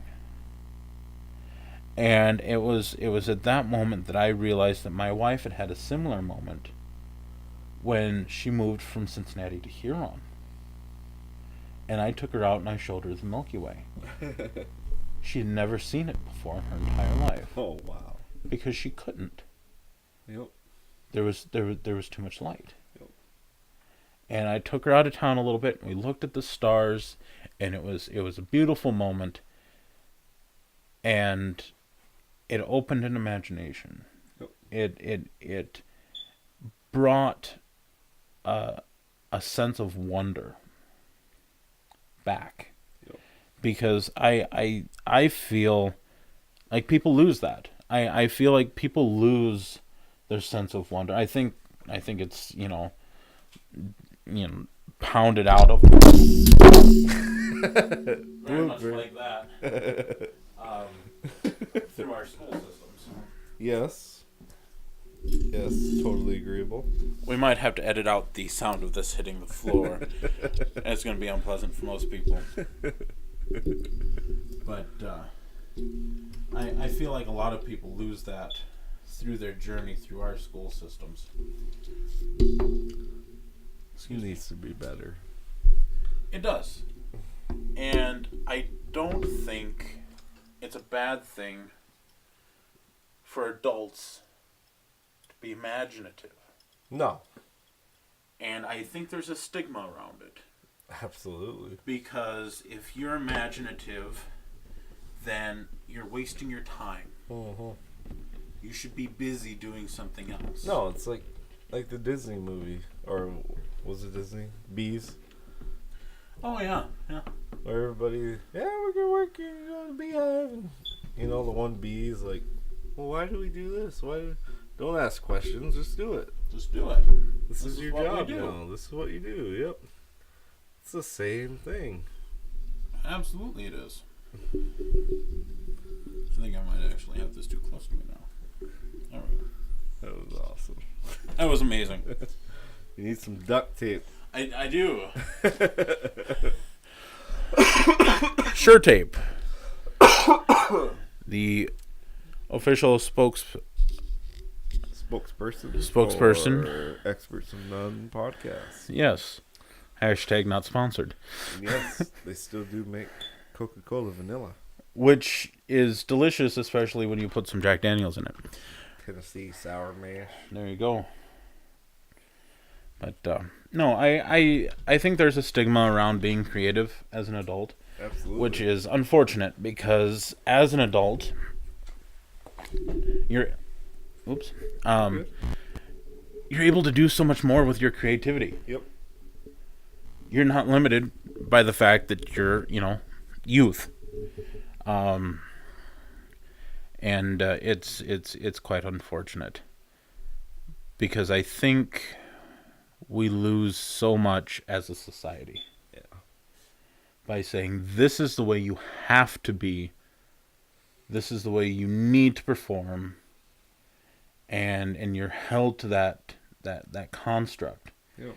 And it's stifling.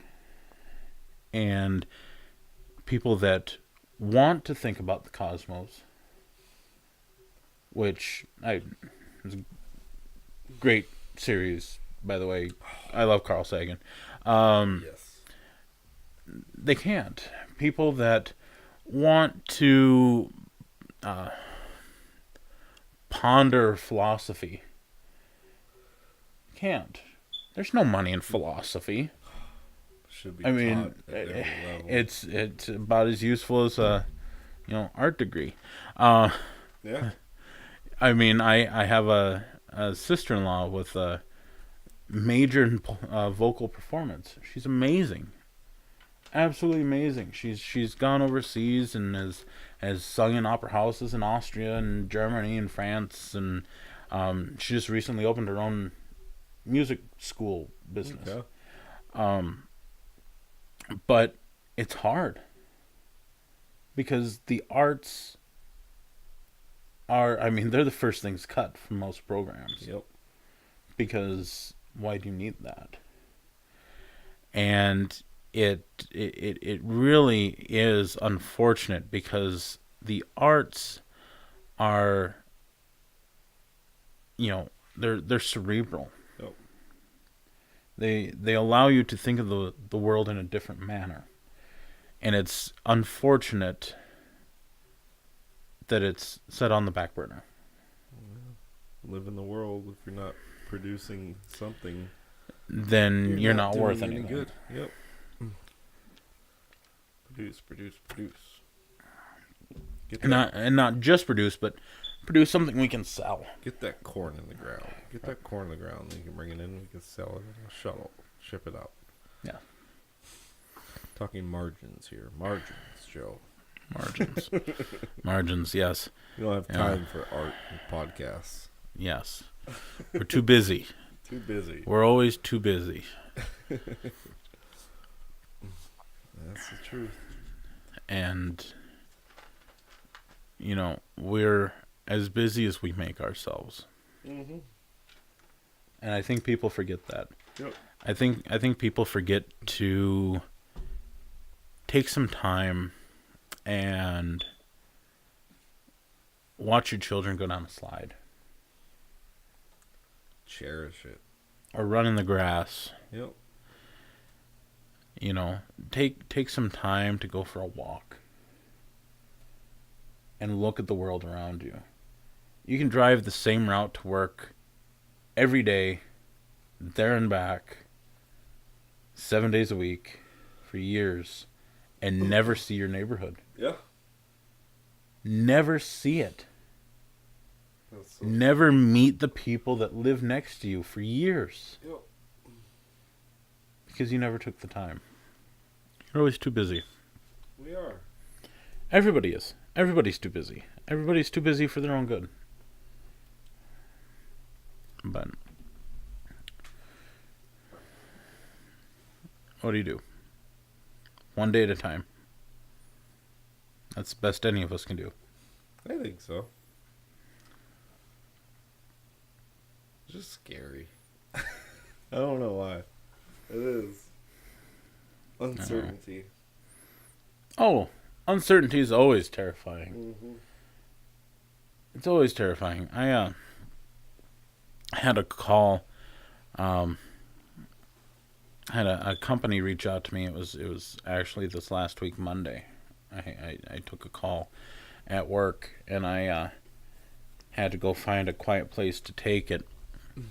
And I was apprehensive because it was something new, from a new place. I'd never spoken to these people, and I was uncertain how the conversation was going to go. It went well. I mean, we spent about a half hour on the phone. We went through a few things, and it turned out well. But I embrace the unknown. I'm 100% for change. Let's try it. Yep. Try it once. Excuse me. Try it twice, a dozen times, whatever it is. Give it a fair shot. It doesn't mean that I'm not apprehensive. It doesn't mean that I don't get that feeling in my gut that it's different and it's terrifying and I don't know. Yeah. I don't know. And I think that's something that people have a really hard time coming to terms with, is saying and owning I don't know. Mm-hmm. Because it makes you seem weak. Yep. It makes you seem weak. Nobody wants to look weak in front of other people. But if you don't know, you don't know. If you don't understand, you don't understand. I could tell you numerous things that I have no clue about. Yep. I could tell the podcasting. I mean, this is a whole new experience. And we've had some failed shoots, and I think this is one of the best ones we've produced so far. Yep. And I'm still uncertain. There's still new things to explore. There's still new things to learn. And that's one of the things that keeps me interacting with people, is I don't have the time to make all the mistakes myself. So I have to learn from others' mistakes. But in addition to that, everybody knows something more than you do. Yeah. It could just be one thing. Yep. But they know something you don't. You don't know it all. Yep. You can't know it all. Oh, there's some people that would argue. There are some people that would argue, and they're wrong, even if they say they aren't.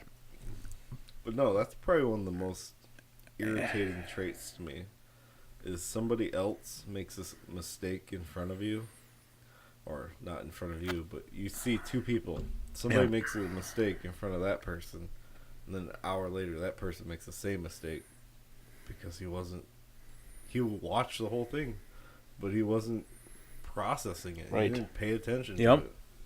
Didn't take any of it in. Nope. And failed to learn from the mistakes of others. Nope. And I think that's part of that loss of communication. Yeah. That loss of people paying attention to other people. Yep. I'm a people watcher. Yeah. I'm that guy. Well, I've gotten really good at it. I'll watch everybody in the mall. Mm-hmm. And if I'm really lucky, nobody will ever know. I've been caught a couple of times. I played it off. But my daughter is also a people watcher. Yep. And she is blunt about it. Yeah, she is. Yeah, she is. I mean, we'll be going through someplace and, some guy will pass us, say she's in a cart, and some guy will pass us and she will stop whatever it is she's doing and she will turn around and watch this guy the entire time he's there. And it's just like, Freya, you're going to give the guy a complex, And, I watch people because it's interesting to me. It's interesting to me to see people as they feel like nobody's watching. Because that's when you get real people. Yeah. That's when you get the person that, is standing there looking through something and they stand in a particular way and they hold themselves a certain way and you get a sense of how that person owns themselves. Oh, you can you can accurately, just assume what's wrong with a person or what. Oh. Just watching a person stand, like, oh, I bet that guy just had knee surgery, or you see their faces and you can tell this person's going through something. Yep. You might have just seen them 15 minutes ago in a different store and they look just fine. Yep. I had one instance. I went into a restaurant in Huron and the waitress came over to take my order. And you could tell she'd obviously been crying. And I asked her, how's your day going? Oh, it's fine. Is it? Are you sure about that? Well, no. And she went on to describe she just had a family member pass and she wasn't going to be able to make it to the funeral, and she was quite upset. And I had my meal and went up to pay, and she was also my cashier. And she said, "Thank you for taking a moment to talk with me." What was it say? And it was no extra time out of my day. Mm-hmm. I was already sitting there to eat. Yep. But perception. I mean, know. And that feels to me like the reason we have emotion. Like, what other reason would you cry? Right. Than for somebody to notice. Right. If nobody had to notice, why would you cry? What good does it do you? Can't watch yourself. No. And it's a very outright, blatant physical response. Yep. To sadness or happiness or whatever it is. it is the most obvious way of displaying emotion to other people. Excuse me. Oh, I got the whiskey burps. Yeah, I do too. It's the worst. But if nobody reacts to that, you're doing it by yourself. Yep. And I think that comes back to... No, there's some sort of evolutionary component to emotion. There would have to be. Yep. I mean, we'd have no other reason to have emotion than for that. I think the onset of our civilization has helped promote additional emotions and a deeper understanding of our emotions. I think we went through some shit in the past. Oh, we would have had to have causes. And emotion is a great way to quickly convey a huge amount of information to other humans without speaking.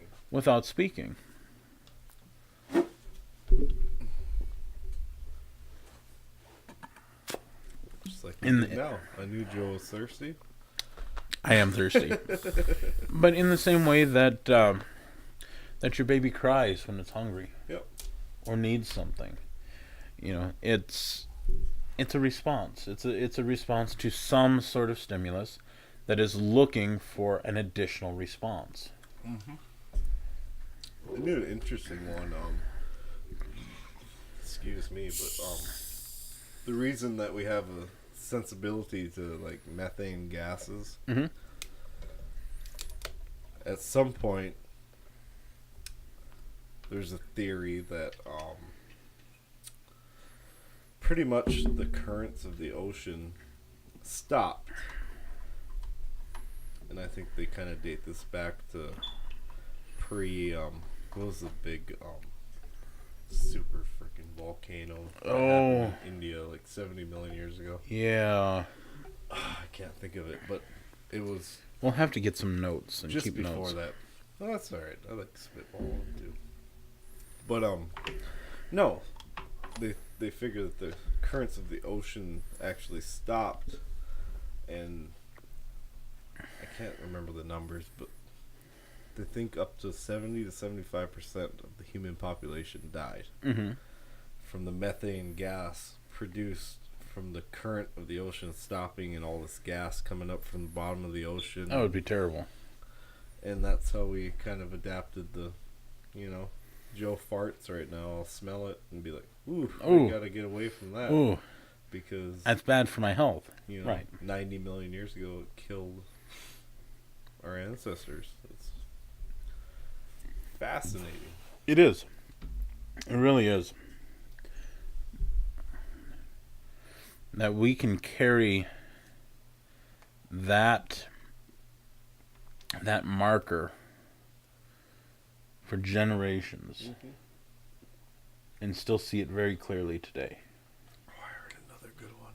What you got? Well, it's from me, so it's not fully that's okay. accurate, but I like that. They came up with the reason. I heard a good theory about why dinosaurs, they think dinosaurs evolved into birds. Okay. Is because some sort of sense, the dinosaurs could sense that the climate was changing or something with the comet coming in, and there was just a sense in the dinosaurs that said, hey, we have to evolve from a land animal to an aviation animal. Okay. And that's all I know. But it's interesting. It is interesting. And there would have to be some sort of stimulus to prompt that evolutionary change. Mm-hmm. That transition from land-based reptilian to what we know as birds today. Yeah. It's just like the old mouse conundrum. You ever heard of that? Like, there's a scientist that did studies. I think one was in America and one was in a different continent, pretty much. Okay. And one scientist in the laboratory was doing this study on mice where he had this maze. And at the end of the maze, he had the piece of cheese. But if the mouse went a certain way, or they'd suck the mouse to the cheese, but it was a trap. Mm-hmm. So they started to run these tests in America on these mice in these laboratories. And the mouse would go get the cheese and they get trapped. Well, I don't know if they gave it time, but they did the same thing in a different continent. I don't know what the time period was, maybe a year. That sounds about it. Okay. To me. They put the cheese there. Mouse didn't go to the cheese. And then they tried it in like Australia.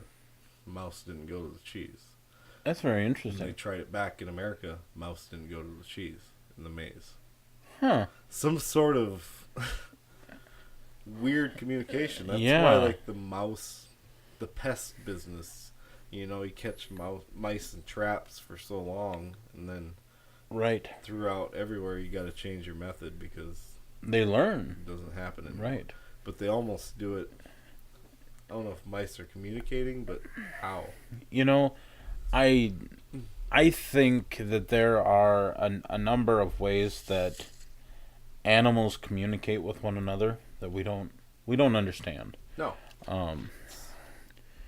And there must be that they might not be able to organize in the same way that humans do, but I do believe that there are ways that animals can relate messages to one another, and have it propagate through multiple different communities, and more so than you hear about things like scent or changes in like air pressure or bats using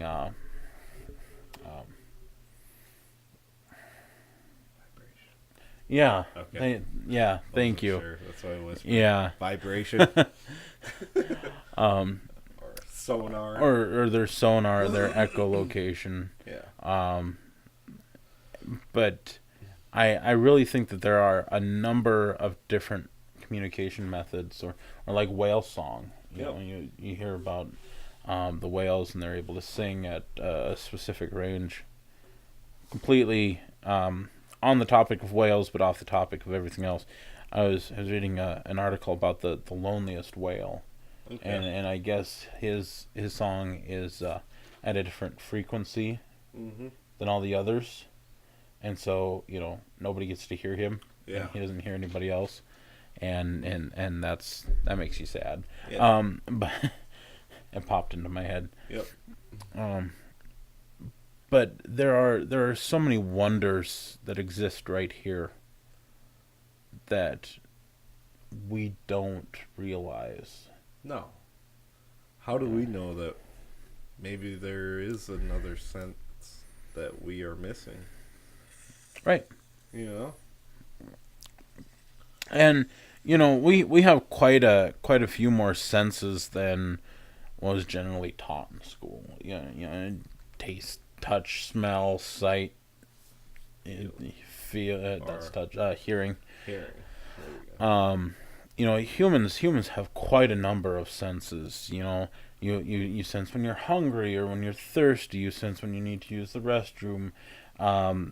You sense when something isn't right. Yeah. Yep.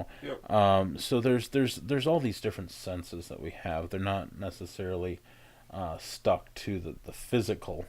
Yep. So I don't think it's outrageous to conceive the notion that there are senses that we're not picking up on. That there are things that we might not be paying any attention to. Or we might not be able to pay attention to. And I think some of the methods of communication with animals is one of those things that I know, fascinating. Completely we miss. There's this guy, his name is Dan Flores. He wrote this book called Coyote America. Okay. and I heard him on Joe Rogan's podcast. But coyotes. It'd be amazing to go on, by the way. Yes. Coyotes are descendants of wolves, basically. They think they're far off the gray wolf tree. Okay. And pretty much what they think is that wolves evolved in North America. Okay. This is their homeland. All right. And then for some reason, they all left. Well, then the gray wolf came back and spawned 3 different sets of wolves. Mm-hmm. And then 2 sets died off, and 1 set left, the coyote, which actually, you think 12,000 years ago was pretty much bigger than the wolf we know now. Oh, sure. But the red wolves came back from, I think, Asia, and came back to North America across the Bering Strait. The land bridge. Is that the Bering Strait? Okay. Yep, you got it. I'm not just no. You're not just drunk. That was good. These red wolves were much bigger than even this big coyote, and so the coyote took an evolutionary path to where it evolved down to a smaller size. Mm-hmm. And coyotes are one of the only animals that can. The reason that they can survive so much better in even nowadays is because they're a lone animal. Mm-hmm.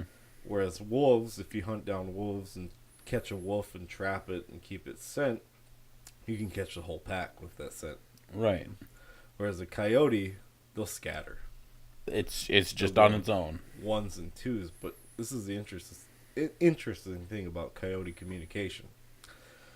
When coyotes howl, basically what they're doing is like a census or like a roll call. Oh, okay. Okay? So they will howl, and if they notice the roll call's low, females have the sense to where they'll produce more pups. Really? Based upon the census. Yes. This is why. My. Okay. And and it's amazing. Like, it is amazing. I read part of the book and it's awesome.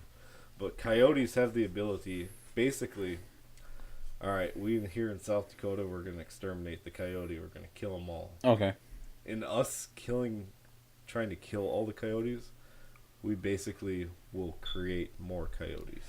It'll give a population litter boost sizes will go to other communities of coyotes. Litter sizes will go from 4 to 5 to 7 to 8 to 9 pups. It's fascinating. I mean, that's a great way to propagate your species. And they got this really good census back in like the late 1800s, early 1900s. They used to do bounties for. Well, they did it on wolves first because.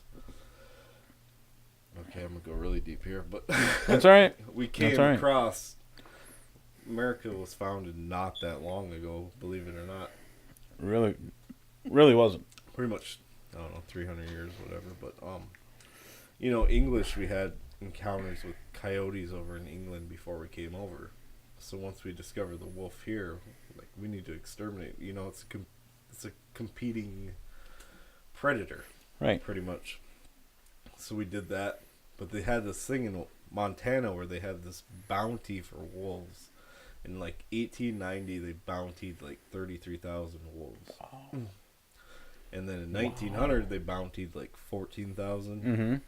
1910, it was down to like 17 or something. Basically exterminated wolves. Mm-hmm. Coyote, in 1890, they exterminated like 33,000. In 1900, 34,000. 1910, 45,000. Yep. And it just, the more you try to kill a coyote, the more of them you have, the stronger it gets. Right. Which, just communication-wise, humanly, do we have an ability like that? Some sort of catastrophe hits Earth where, boom, a third of the population is gone. Do we have some sort of natural ability And we have to, because we've been through to repopulate. Serious catastrophes in the past. Oh, yeah. Humans have survived. Right. Did we have to start over? Yeah, probably. I would suspect. But there... And I couldn't begin to describe what it would look like. But there must be some way for us to be able to boost our population when necessary. I think so.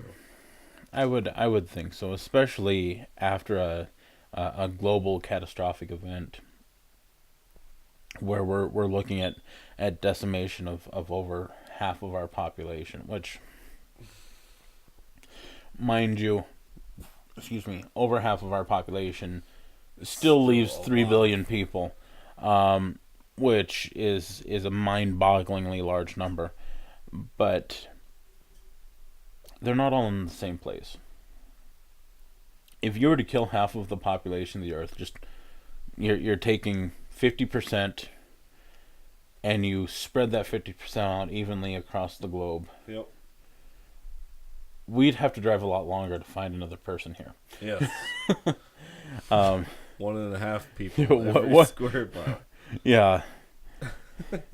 Well, and I heard the lady 6 miles down is having twins, so I mean she's gonna double the population density there. But you would think that there would be some way for us to be able to produce more, when necessary, or some other preservation method. All right. Excuse me. This is a crazy number. All right. In 2000, the millennium, I remember it. 6 billion people on Earth. 6 billion. In 1900, how many people were on Earth?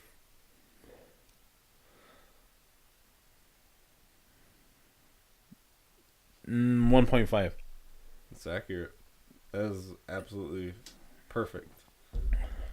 I took a good shot. Our population increased times 3 in 100 years. That's insane. I mean, that's like exponential growth rate. Yeah. Pretty much from 1500 to 1900, 400 years, it times 3. Whereas in the last 100 years, times 3. Oh my. That is insane. It is. So you can only fathom what our population will be like, say, in but who knows? 2100. Could it be a sense? Maybe something is going to happen.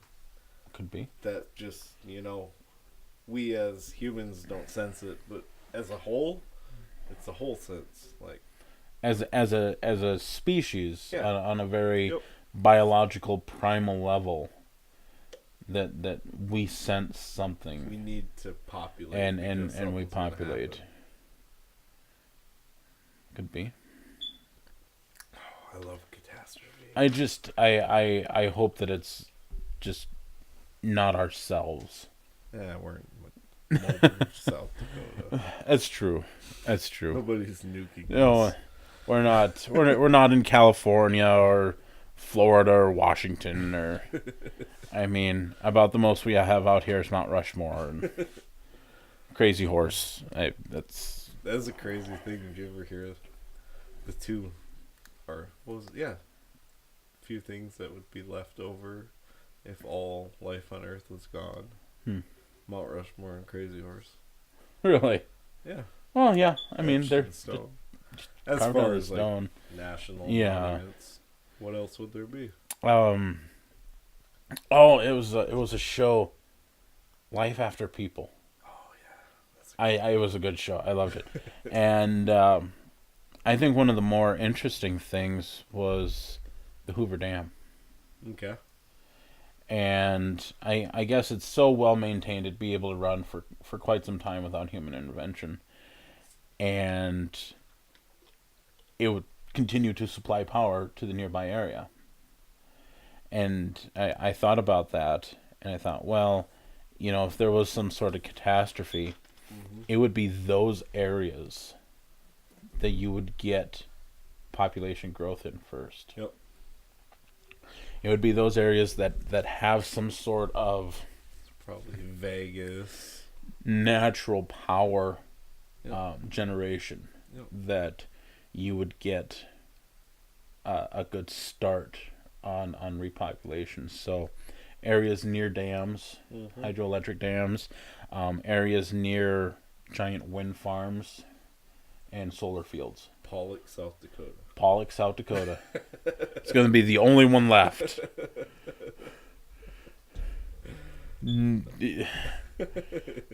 Outside of like 40 people that are going to watch this, nobody knows what Pollock, South Dakota is. It's 30 miles away. I didn't know that. Maybe I'm crazy. I thought there was a sign that said Pollock was established maybe 2 years after Lewis and Clark explored. I think Pollock has been around a long time. That's crazy. Long time. And I don't know that it looks much different. It's kind of built on like a delta almost. Right. Of the Missouri. Yeah. Like there's a little bay going in there. It's... And I could see where it would be, you know, or would have been a trading place. Yeah. Yep. Fur and probably timber from the north coming down off the Missouri. Yep. You know, it would have been a good place to be. Yeah. Except for the natives at the time, probably a little pissed off. Yeah. But no dapple. Hashtag not sponsored by Dapple. Is that still a thing? Kinda, I guess, in some places. One of our coworkers was telling me the story about going and checking out one of the camps since they've moved closer to her place. And she was there with her granddaughter, and they stopped to listen for a moment, trying to figure out what they were shouting. Okay. And she said, "Oh no, they're just shouting no dapple. They just know that we're here to rubberneck at them." So they're sitting there in their vehicle rubbernecking the protesters, and the protesters are shouting no dapple at them. And I'm sure the dapple's flowing oil. Oh, yeah. Yeah. 300 million barrels. Yeah, it's huge. And then the Keystone XL will be done too. That'll be finished as well. They're protesting that now too. Yeah. Well, there's a lot of misconception. Like I heard just unrelated celebrities that didn't really know what was going on up here talk about it. Oh. And they're like, "Oh, you don't understand. All these farmers are losing all their land and they're out there protesting and getting arrested." And I was like, no. No. Pretty much it actually the first probably 3 weeks of the protests, I kind of agreed with. It was a local protest. Yep. You know, they were down in the right of way. Yep. Doing their thing. And then boom, it exploded into it went from no save our water to no oil. Right. Really quick. Right. And that's exactly what happened is it went from this concern about the oil getting into the Missouri. Yep. And killing crops and killing cattle. A vacant problem. I mean, down the line. Yep. You know, hundreds of miles of potential riverfront that could have been contaminated. That's fine. Still. Yep. Everybody deserves clean water. Absolutely. It's when the focus shifted. Yeah. And you lost that local sense of the community standing up for itself. Yeah. And it turned into a no oil at all situation, Yep. that the protest lost support. Absolutely. I think they had it for a while. I really do. I think they had a good thing going, and it turned south because the focus was gone. Mm-hmm. It was completely blown sideways. Yep. And exactly like you said, we had people up here that were up here for no other reason than to be part of the protest. Yeah, professional protesters. Right. And they weren't people with a cause. No. And it was the same people that left the whole area contaminated with waste That's still getting cleaned up. Yeah. You know, I was up north here a week and a half ago, and there's still garbage in the tree rows and in the ditches, and That's not a good look. it really isn't. How do you? And it really sullies the whole group. Yep. You really kill it for everybody, because you have the people that were honestly there because they are farmers or ranchers that are concerned that their 300 head of cattle are going to be dead one day because of oil pollution. And then you have the professional protesters that are there because they're pissed off. Yeah. And then you have these camps move out, and dump truck after dump truck after dump truck has to come through and pick up the garbage and haul it through town and dump it in the landfill. And it really feels like the entire argument was lost. Yeah. No, I sat right in the middle. I mean, I'm an enrolled member of the tribe. Like, I agreed with the protest, but my God, I was impressed with Morton County, how they handled it. Yeah. Yeah. Like, a month into it, I was like, they're gonna fold. Yeah. How do you not fold? I mean, the pressure was immense. I mean, they were getting... CNN was scrutinizing. Right. And here's this little county in North Dakota just... Oh, we'll get big sonar trucks and blare sound at you and shoot water cannons at you. Yeah. Bold strategy. Yeah. But it's just crazy. And you hear about the police force aid they needed. Oh, yeah. And I am all for protest. I believe that the voice of the people must be heard. Absolutely. Because if we don't make ourselves heard, nobody else will stand up for us. That's why America's America. It is. Yep. It is. Because you can go out there and you can say what you want, to whom you want. Yep.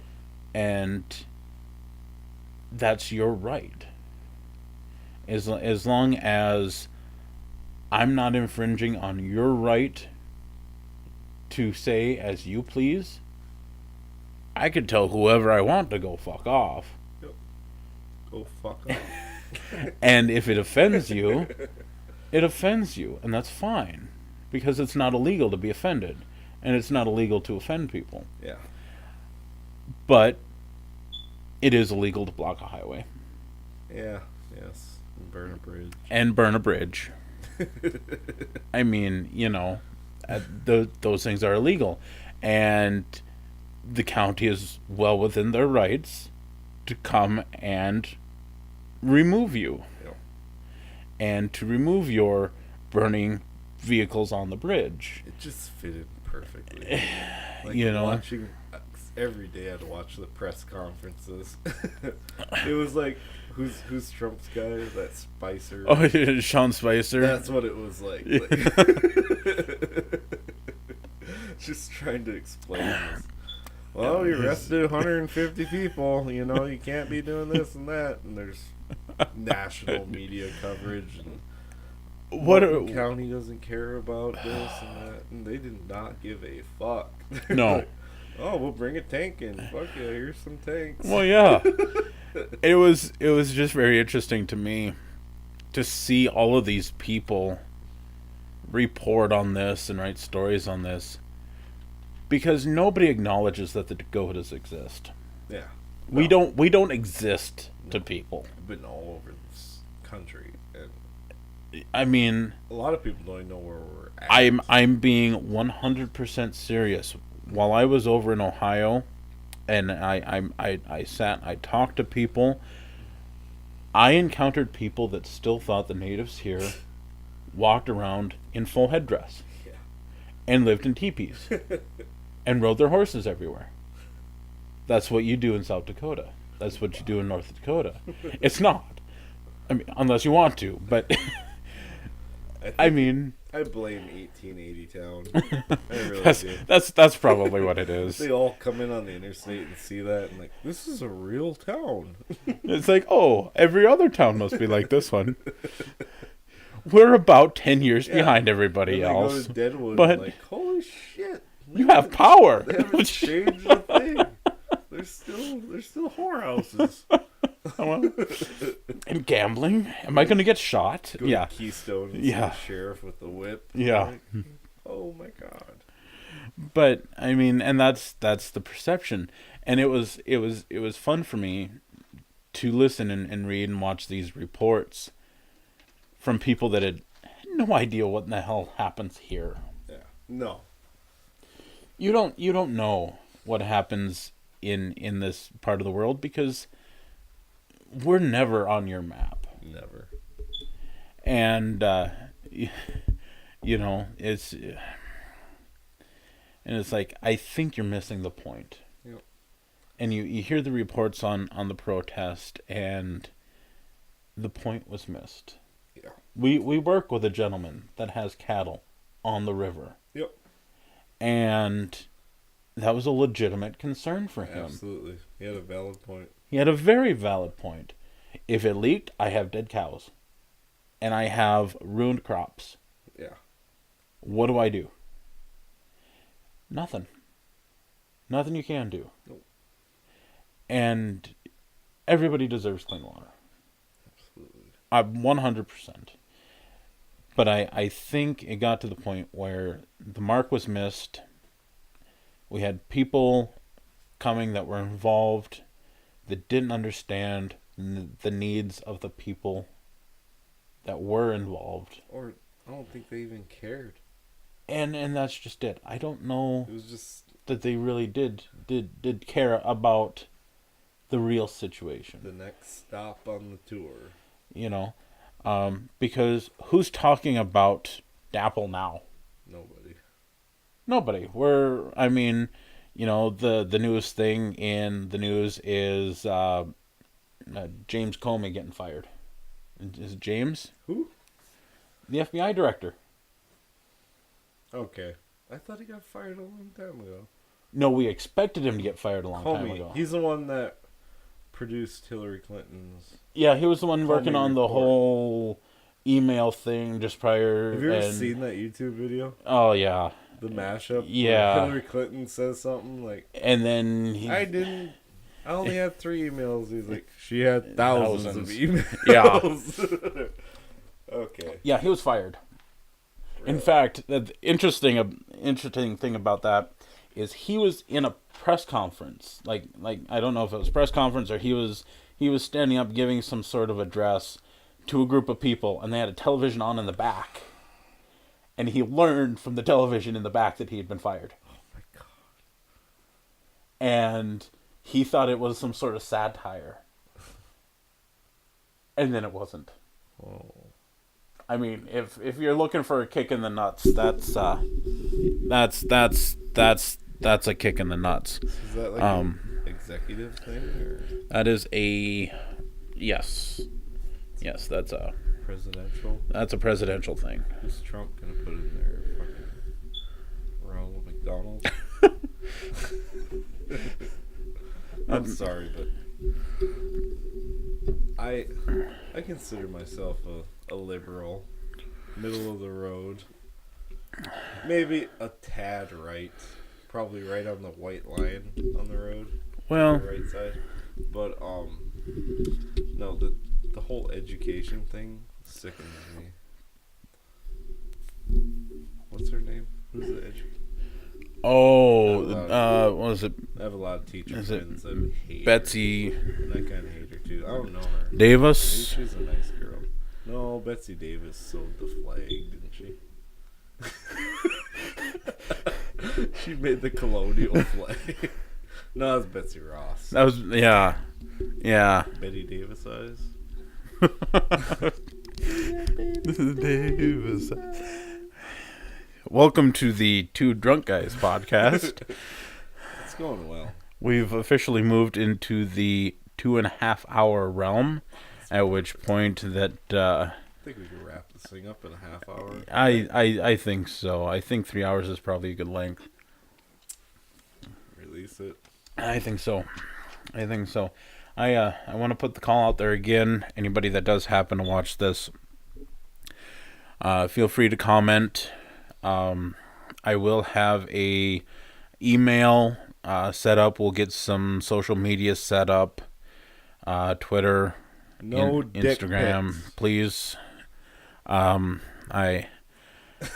not after any dick pics, but I'm certain there'll be a couple. If we get them, we will put them live. I mean, we could like start a board of with dick your pics. Email.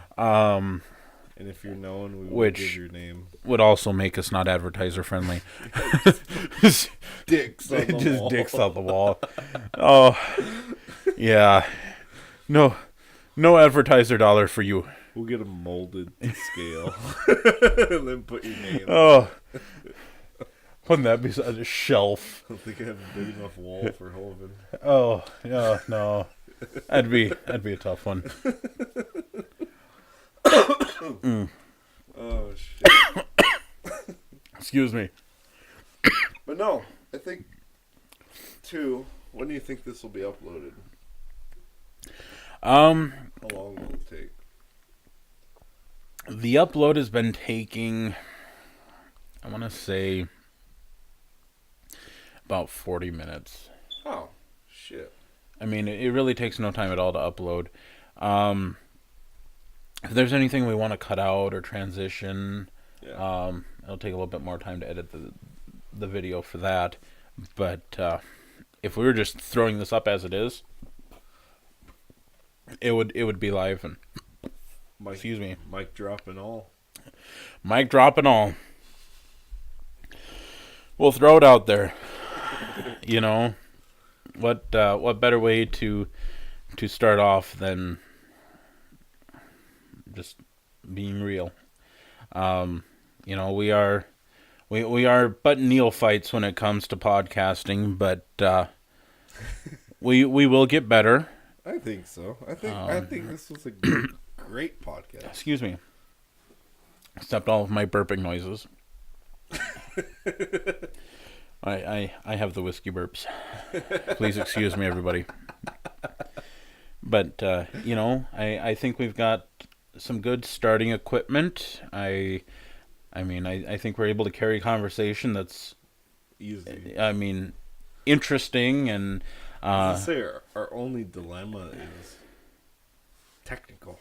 Right. Talking and not an issue. yeah, no, we could talk for hours, and we will get better with the technical side of it. Get everything working, well, properly, good, crisp, clear audio, and crisp.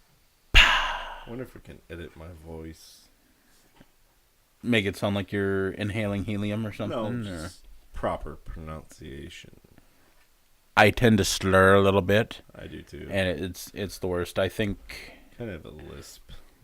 It comes with time. Yeah, I think so. It's just being aware of how we speak, and a big thing about it is playing it back and listening to the feedback. No, and I really hope we get good feedback. You have to realize we both work 80 hours a week, and we're sitting. We work Monday through Saturday. We just got off work at like 8 10 to 3 in the morning on a Sunday. Our day off, and we are one day off. And you know, we're doing this because we want to. We wanted to start a hobby. We wanted to reach out to people.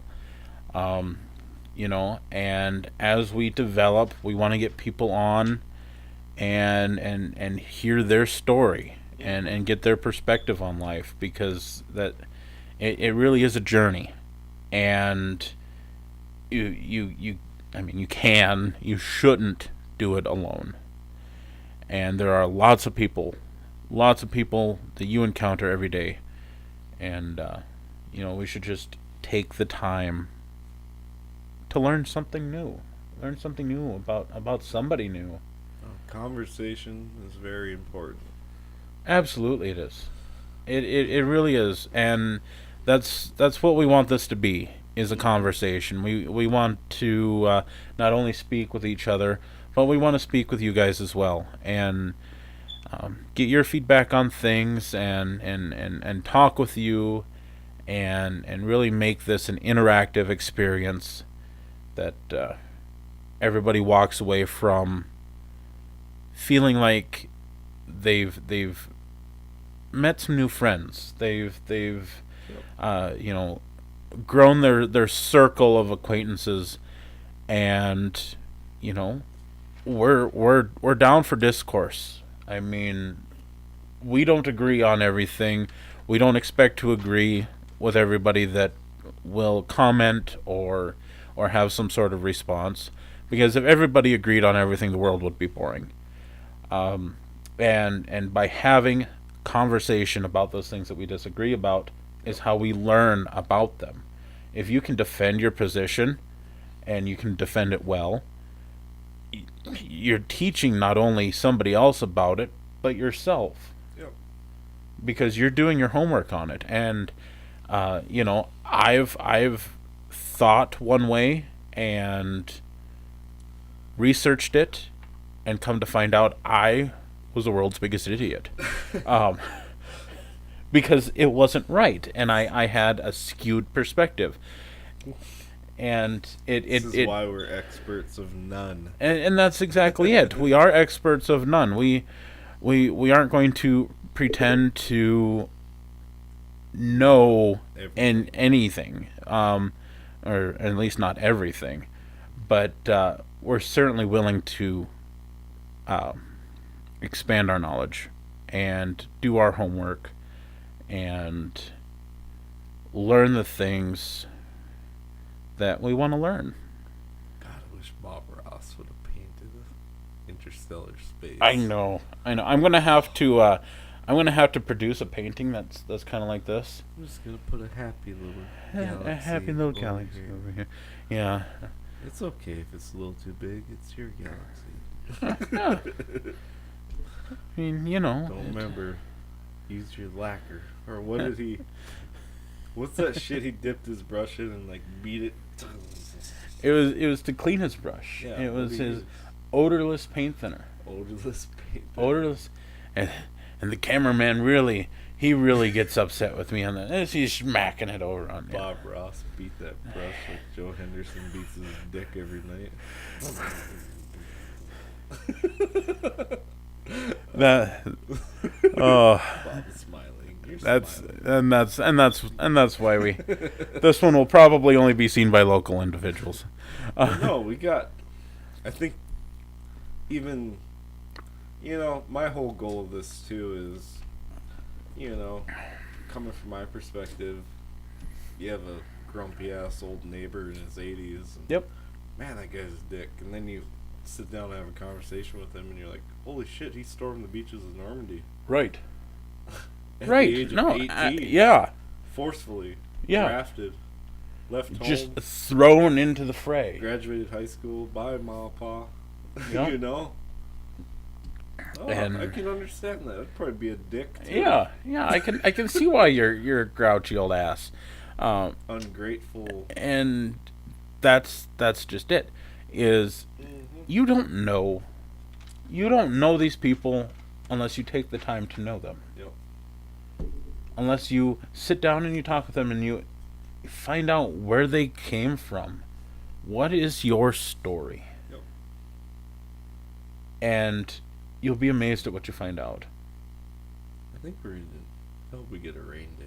We could do a podcast. Good. You can do that. That'd be good. Get home by 5. Yeah. Podcast. I'd be alright with 8. that.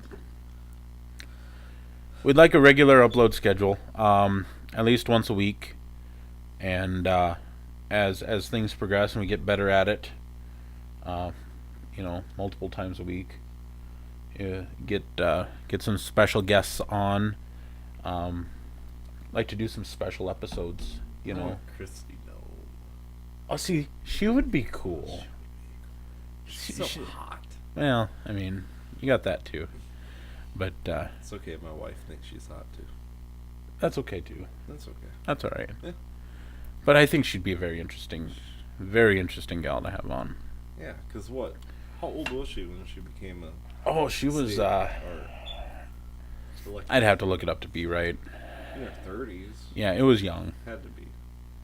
It was young. Could you imagine? Being female on top of it? Just the... That itself is...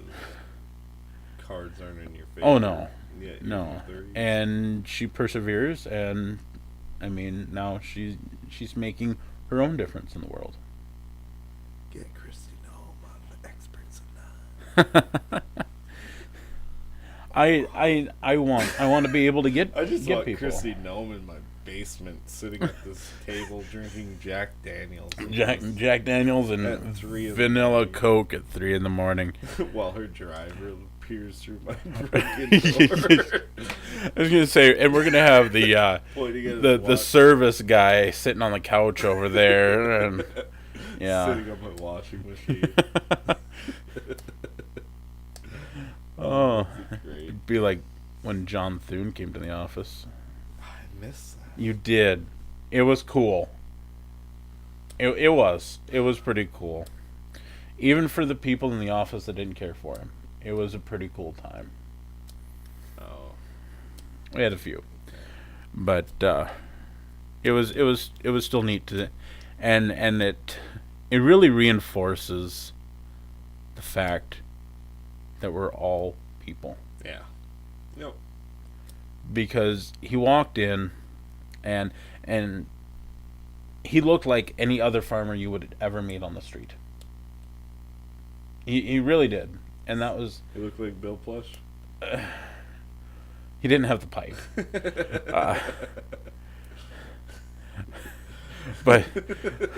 But he had your standard plaid looking shirt with the buttons and the jeans, and he looked like he could have just come rolling up in a semi. And I mean, it was neat. Yeah. But you really find out that people are just people. Yeah, regardless of their title. People are people. Absolutely. And anybody that pretends differently is lying to themselves. Yeah. We're all subject to the same humanly restrictions. So, but I think this was a tremendous podcast. It was very good. It was very good, very good. I liked it. I think we had some great conversation. I'm very excited to do some more episodes that will go out with the general populace. I wonder how it'll look with headphones. It'll look all right. Yeah. Yeah, I think so. We'll get that set up. Hopefully for the next one, I'll get an audio splitter and. Yeah. This is fun. This is fun. This is really fun. I really enjoyed this. This was good. I don't know how to end this. The best way to end it is just to end it. I want to thank everybody for watching. If you've gotten to the nearly 3-hour mark, I commend you. I appreciate you sticking around. And there will be more content. Please leave a response or message. Let us know if there's something you want us to talk about, if you're interested in. I was gonna say, once the email gets set up, we'll have a Twitter. Yep. Instagram. We'll have a Twitter and Instagram. Probably put that. We can set up a Facebook page. In the description. Or? Yep, we can put that all in the description. Get it all put together. You can shoot us a line, and we'll hit everything that we can. Absolutely. So, thank you. It was great, sir. This was good. I enjoyed this. Nailed it. All right.